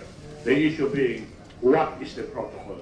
Apparently, there is no established protocol, Your Honor. And what I'm saying now is, let it be that the established protocol is, when it comes to contact tracing, it should be CAAP that will get in touch with the passengers. Bakit po CAAP? Kasi hawak nila yung latigo eh. Pag hindi sumunod yan, latiguhin mo yan. And then bigyan mo ng time frame yan. Hindi mo naman ibibigay sa kanila yung option to decide when to give the information. You say, in 24 hours, in 12 hours, submit or else. Senator, Mr. Chairman. Senator Lacson. Now, what happens to the principle of the unit of command? I thought this is a health issue, and the DOH should be the first line of defense, and should be designated as the OPR, the Office of Primary Responsibility. We shouldn't be blaming other people, because this is a health issue. And it's wrong to point to BI and CAAP. It should be the initiative of the DOH. And what we have here, as Senator Pangilinan mentioned earlier, is a failure of leadership. If I may I just simply say that it was the instinct of the Department of Foreign Affairs when a health issue came up, we immediately surrendered authority to them. That should have been surrendered to the two characters I have mentioned. That's exactly my point. The DOH should be in charge on top of this situation, not the CAAP, not the BI, not the DOTR, but the DOH. Mr. Chair. Mr. Chairman. Senator Bato, you may interject. Well, I subscribe to what Secretary Tugati said, na kailangan ng latigo. But at this point, I would like to request the chairman to please pasalitahin natin ito tagapal, because without, sabi nga nila, without the latigo, parang mismo, nagsurrender kagad ng listahan ng manifest doon sa taga Bureau of Quarantine. Anong ginawa ng Bureau of Quarantine ito? itong manifest na ito. Senator Bato, we have a representative from PAL, Cesar Ortoyo. May we hear from you, Mr. Ortoyo? Good afternoon, Mr. Chair. I'm John Ordoyo of the VP of Security for Philippine Airlines. Good morning, good afternoon, everyone. I'd just like to correct the impression of the good secretary regarding the cooperation that they're getting from the airlines. As a matter of fact, in tandem with Cebu Pacific, we already communicated to the Bureau of Epidemiology our concerns regarding the proactiveness of the contact tracing that is being done. As a matter of fact, we have given them the list as required because as per protocol, it would be the BOQ who should be following this up. But we waited until such time our President and CEO, Mr. Santa Maria, gave us a go signal to initiate, if possible, the airline could support.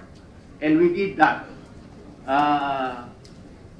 We already submitted the names of the passengers as seated adjacent or in close proximity to the suspected or infected passenger. And as a matter of fact, just to alleviate the fears of this august body, as of the moment, we were able to contact a total of 74 as advised out of the 132. So meaning it's about 21 of the 31 passengers who are closely seated, the 2 passengers, were already advised. And we were given the impression that they have reached out already to the passengers. So they told us 2 of them contacted DOH. And this is coming from the Office of Epidemiology. So at this point, Your Honor, Mr. Chairman, I think the airline is in full support and cooperating and proactively doing this because we know the effect and of course the risk involved here. So we are cooperating. Go ahead, Senator Riza. Salamat, Mr. Chair. Sa current flow ng hearing natin, may mga 5 punto na akong nakitang lumabas. Una, palakasin yung community health surveillance. Pangalawa, yung voluntary o mandatory reporting ng mga galing sa China. Pangatlo, functional na epidemiology and surveillance unit per LGU. Na yun, Mr. Chairman, ayon sa RA 11332 or yung Mandatory Reporting of Notifiable Disease Act. Pang-apat, with all due respect, mukhang hindi kaya ng isang task force lang pag ganitong public health emergency kasi nga may kinalaman sa leadership and governance. At meron po akong proposal tungkol dyan mamaya, Mr. Chairman. And last but not the least, sa ngayon, in the spirit of fairness, kailan ba hiningi sa mga airlines at nakapagsalita na rin yung taga-PAL? Kailan ba hiningi yung passenger details? Ilang araw bago nagsabi sa airline when they had confirmed the cases. Pero para umabot tayo dun sa 5 puntong iyon, let me backtrack a bit. Step backward a bit, Mr. Chair. Gusto kong balikan kung papaano tayo nagkaroon ng first confirmed case of nCoV in the country. So, may please confirm these details with the DOH. So una po, she is a 38-year-old Chinese woman who traveled from Wuhan to Hong Kong on January 20 and arrived in Cebu on the 21st. Is this correct, Mr. Chair? In fact, we have a slide to show. Thank you, With Mr. Chair. Timelines. Yes, Mr. Chair. I'll just continue. It's all right, Secretary. Gusto ko lang pong establish yung timeline para maka-move forward tayo sa ano yung kailangan natin gawin. Pangalawa, so is it also correct to say that she was asymptomatic at that time? Ibig sabihin, walang sintomas, walang ubo, walang sipon, walang lagnat. Tama po kayo. Thank you, Mr. Chair. is it also correct that she traveled pa from Cebu to Dumaguete on the 22nd January, Mr. Chair? Tama po kayo. And is it also correct that she spent 3 days in Dumaguete before flying to Manila on the 25th? Yes, tama po kayo. And then, January 30, 9 days after na lumapag sa Pilipinas, she became the first confirmed case of nCoV in the Philippines. And is it also correct that she, at ito, Mr. Chair, sobra kong na-appreciate sa babaeng ito, is it also correct that she voluntarily went to the hospital to have herself checked, at yun ang dahilan kung bakit siya na-confirm. Tama po ba? Yes, ma'am. Alright, Mr. Chair. Ngayon, ang China-wide travel ban ay nitong linggo, February 2. Ang worry ko lang dito, Mr. Chair, ay marami-rami na ring kaso na mga kagaya ng ating first confirmed case. Possibly. Pwedeng mamasyal pa kung saan-saan, dumadami ang contact points. Mr. Chair, alam ba natin kung ilan na ang nakapasok sa bansa mula nung nag-lockdown ang Wuhan noong January 23 at bago ang ating travel ban? Nakakapag-report ba sila sa ating health authorities? Alam na natin kung ilan at sino sa kanila ay may sintomas at nasa na sila sa bansa ngayon. Namomonitor po ba natin sila, Mr. Chair? Yes, Your Honor. Meron po ako ditong datos na pagdating doon sa hotels, resorts, hospital, public vehicle, other venues, maganda yung performance eh. For example, the number of contacts on home quarantine, 36/41. Sa hospital, 5/5. Sa public vehicle, 1/1. Sa other venues, 4/5. Ang katakataka lang po rito talaga yung sa flights.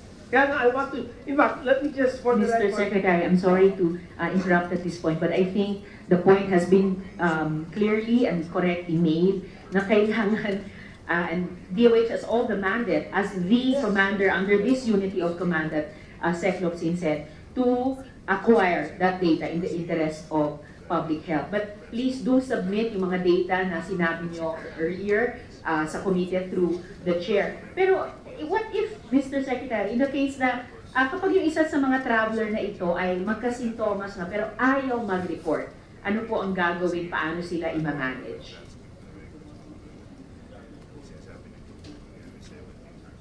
Okay, like the one in the Iloilo event, the EB called the embassy and in coordination with the PNP.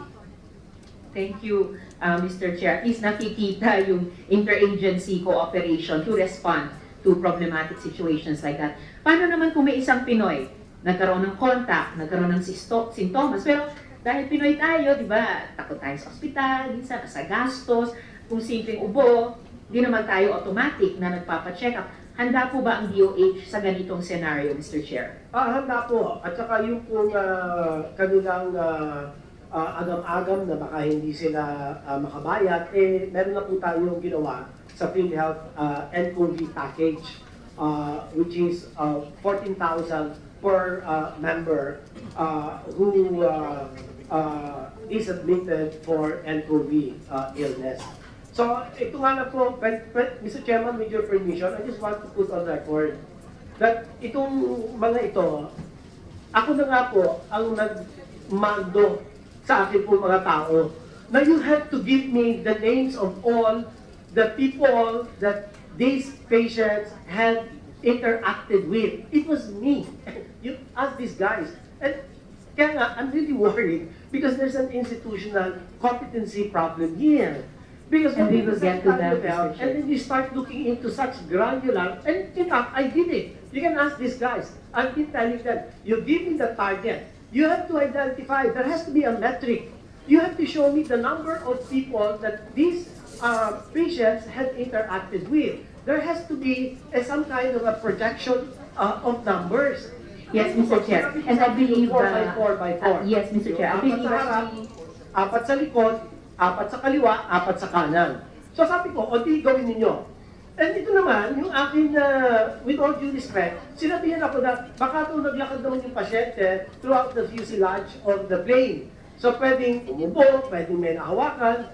So, go ahead. Sabi ko, if that's what you think, then go ahead. That's your job, that's your competency. You don't expect the Secretary of Health to know the operational detail of contact tracing. I know Mr. the Secretary, importance of contact tracing. there is one thing that the Secretary, as the chair of PhilHealth, could know. So gusto ko pong i-put on record ito sa ating komite for further discussion. Nung panahon po ng outbreak ng SARS 2003, ang PhilHealth package po noon ay may halagang 50,000 pesos. Pero sabi niyo po, para sa NCOV 2019, 14,000 pesos lang. So baka that is also something for our committee to look into further.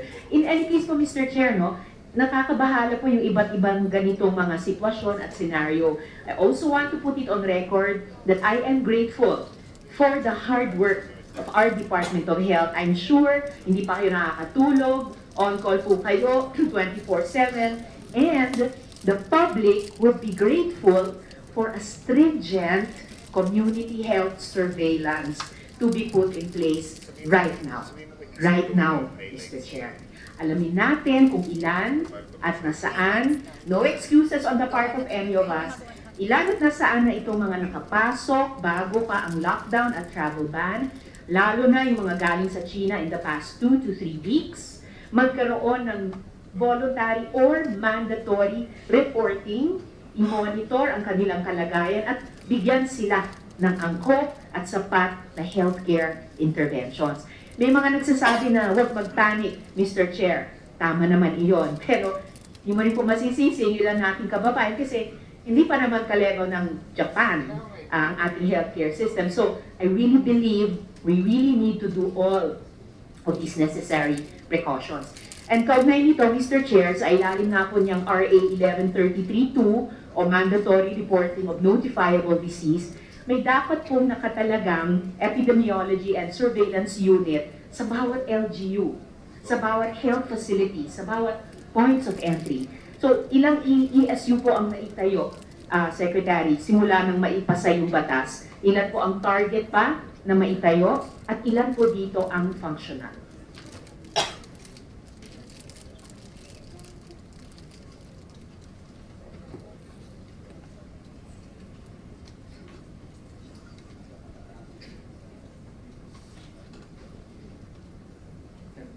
The 17 regions have the epidemiology surveillance units, which are all functional. Below the regions, Mr. Chair, meron din po bang LGU sa lower level, closer to the ground, closer to the people na mga LGUs po natin?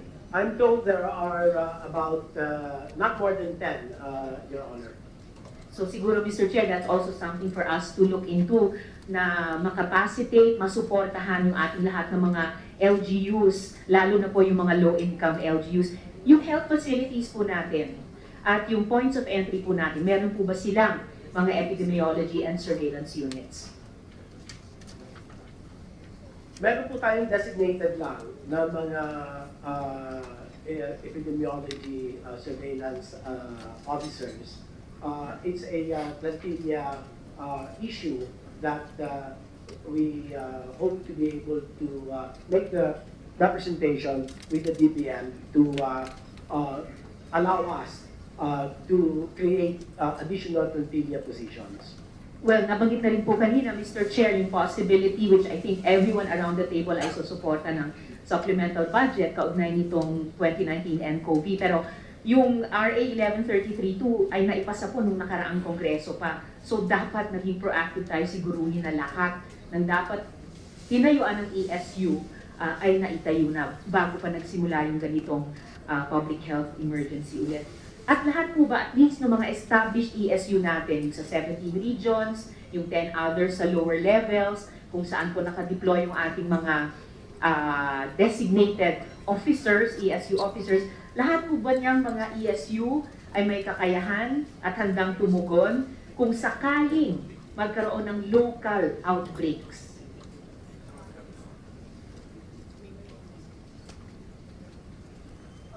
Our regional ESU ESUs have the capacity because they in fact underwent massive training for 2 years in terms of leveling up their competencies, Your Honor. And what about, Secretary, yung 10 lower level ESUs? At yung mga ESU ba or kung saang opisina nakadeploy yung ating ESU designated officers?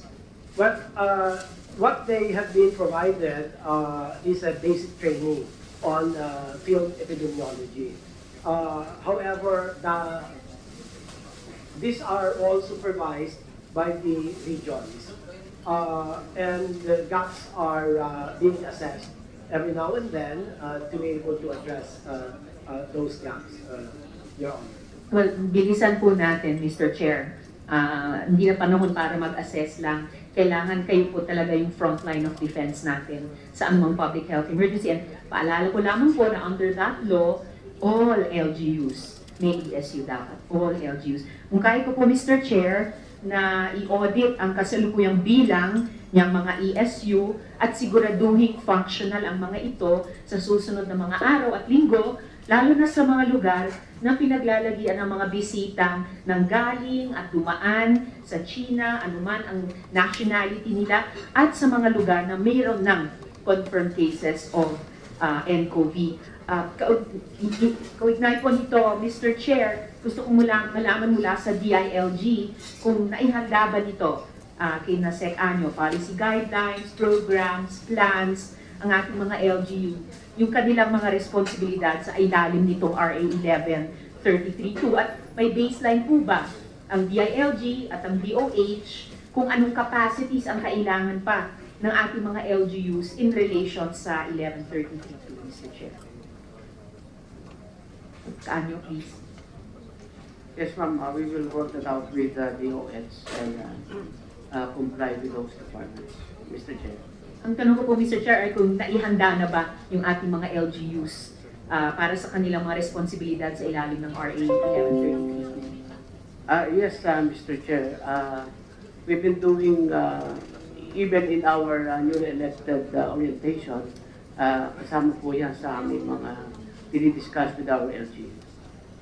Siguro po, Mr. Chair, pahingi na lang po ng in writing yung update po ng DILG for the appreciation ng komite para mas epektibo pa kaming makasuporta doon sa mga LGUs natin na in partnership sa DOH, ang frontline of defense talaga, lalo na laban sa anumang posibleng local outbreaks. At Mr. Chair, nabanggit nga po, yes, Mr. Chair. Secretary Lorenzana wishes to be excused, but before that, moving forward, a few questions for Secretary Lorenzana, Secretary Bello, and to the DFA. What are your plans for our OFWs in the affected areas? Papauwiin ba natin sila?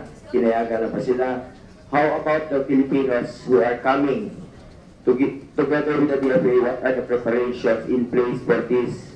Is our quarantine facility in Fort Magsaysay ready as directed by the President to Secretary Lorenzana? Handa ba yung ating pasilidad sa Fort Magsaysay? Mr. Chair, yes, it's always ready there. About half of that is not being used anyway, so we can make that available for the quarantine purposes of our OFWs. Ano pong capacity nito? The whole facility, Mr. Chair, is capable of accommodating 10,000 patients. Okay. So, to Secretary Duque, yung RITM natin does have the capacity to handle the laboratory testing of a growing number of persons under investigation and also to manage these confirmed cases, if ever. And how long is the procedure?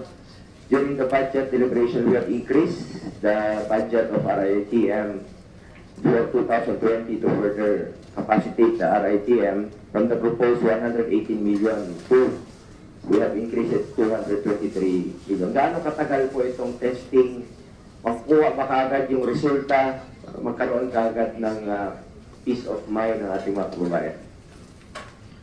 Your Honor, Mr. Chairman, the RITM has just gotten the RNA primers needed to test for the novel coronavirus from Japan. And these arrived Wednesday last week, and they had to they had to run the test, they had to prime the test, and on Friday, they were able to actually do the test for the novel coronavirus. So it takes about 24 to 48 hours before the results are out. But having said that, we understand that the capacity of the RITM is down to the max. And we have, in fact, agreed yesterday that the RITM has to quickly assess the laboratory capacities of the private sector facilities, the hospitals, laboratory diagnostics, and they will be supporting them so that the private hospitals will on their own be able to quickly test for the novel coronavirus.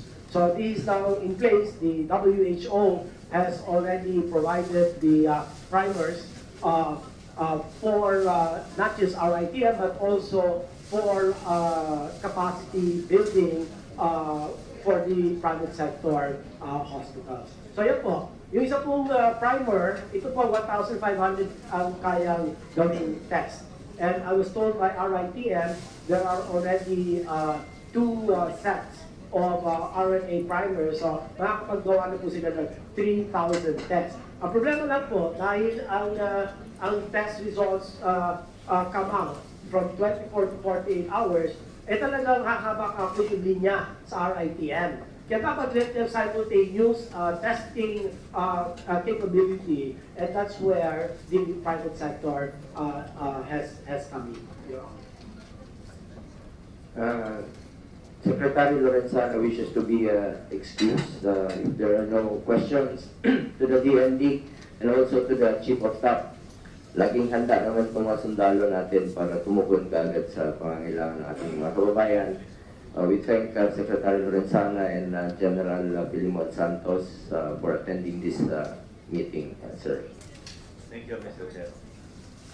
Go ahead, Senator Risa.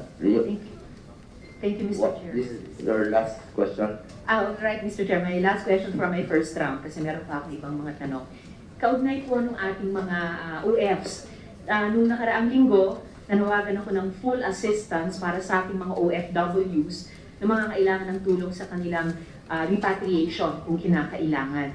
So dagdag po dun sa sinabi na ni Sec. Lorenzana, maaari bang magbigay ng update ang ating DFA kung ano na ang plano at aasahan mula sa mga magbabalik bansa mula sa mga lugar na apektado ng nCoV outbreak? Ano ang ginagawang paghahanda para dito, lalo na sa kanilang reintegration sa kanilang mga pamilya at komunidad, Mr. Secretary, Mr. Chair.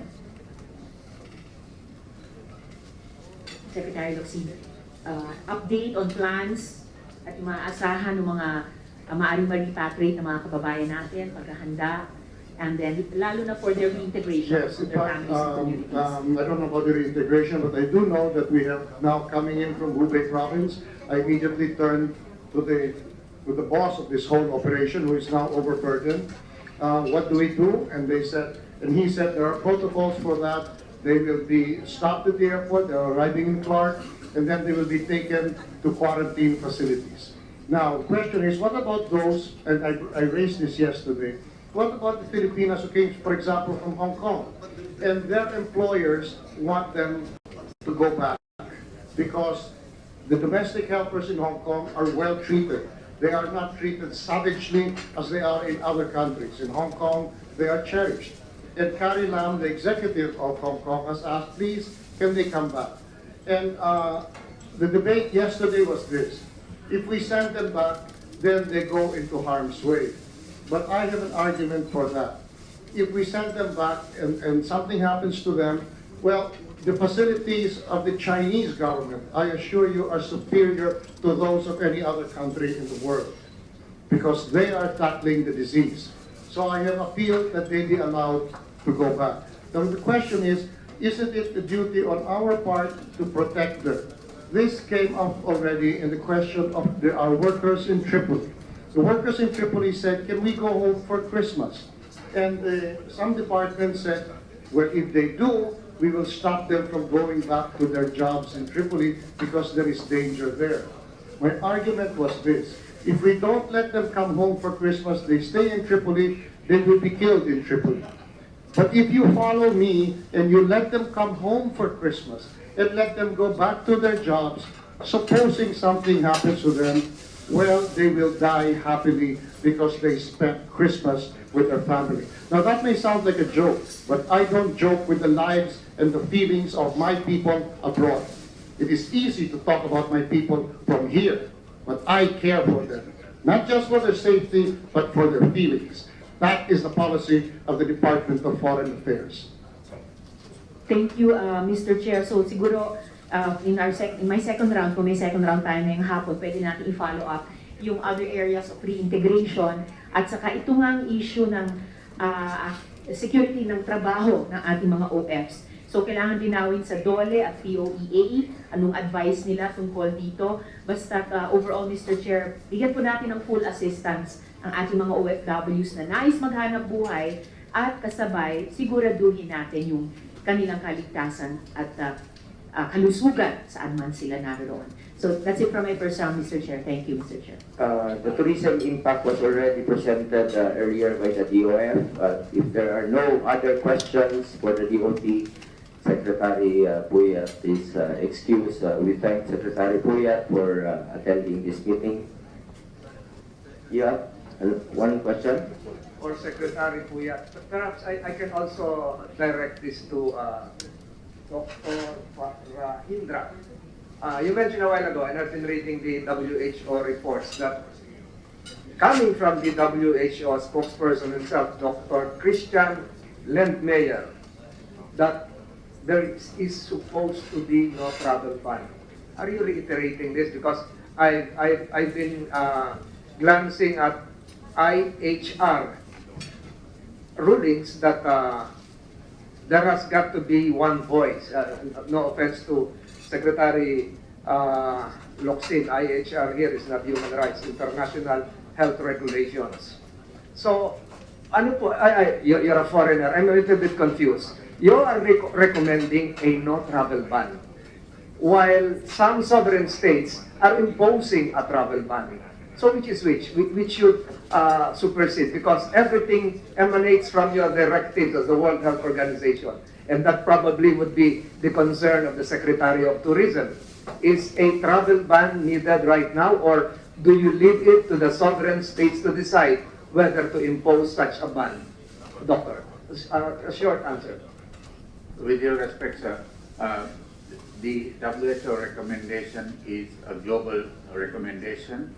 As I mentioned earlier, it depends on the travel pattern, meaning your proximity and exchange number of people, and also your healthcare facilities. Basically, the risk you perceive that this outbreak in China poses to your country. So our recommendation, being a global recommendation, is that to minimize social and economic disruption, we do not see a point in restrictive travel bans. But this is just a recommendation. We have left it up to member states based on their assessment of the risk they face and the capacity of their health systems to make their own assessments. This is a sovereign judgment. It's just a recommendation. And yes. While we are having a hearing here, we were just informed that a third victim died in Hong Kong. And a cruise ship is now being held in Yokohama, containing 3,700 tourists being quarantined right now. So, in effect, you're leaving it to the sovereign states to decide whether to impose a ban or not. So, Secretary Perna, I think the tourism industry is you have a friend coming from the WHO. Tourism will still flourish, not just for domestic tourists, but even for foreign travelers. Is that the impression? So, to clarify, sir, our experience based on previous travel restrictions have shown that these are not 100% foolproof. But we also recognize that China has imposed its own travel bans, including a lockdown of Wuhan and other cities in Hubei province, and also enforced a travel ban for tour groups of Chinese citizens leaving China. So they are also discouraging unnecessary travel of Chinese outside of China, and they are also enforcing exit screening at international airports. This is also their effort to minimize international spread. Thank you, sir. Thank you, sir. Mr. Chairman, we can dispense with the presence of Secretary Berna. Thank you, Secretary Perna, for attending this meeting. You are excused. Next is Senator, it's your turn. The permission of my colleagues to continue with my questioning addressed to Secretary Duque. Secretary Duque, you are not under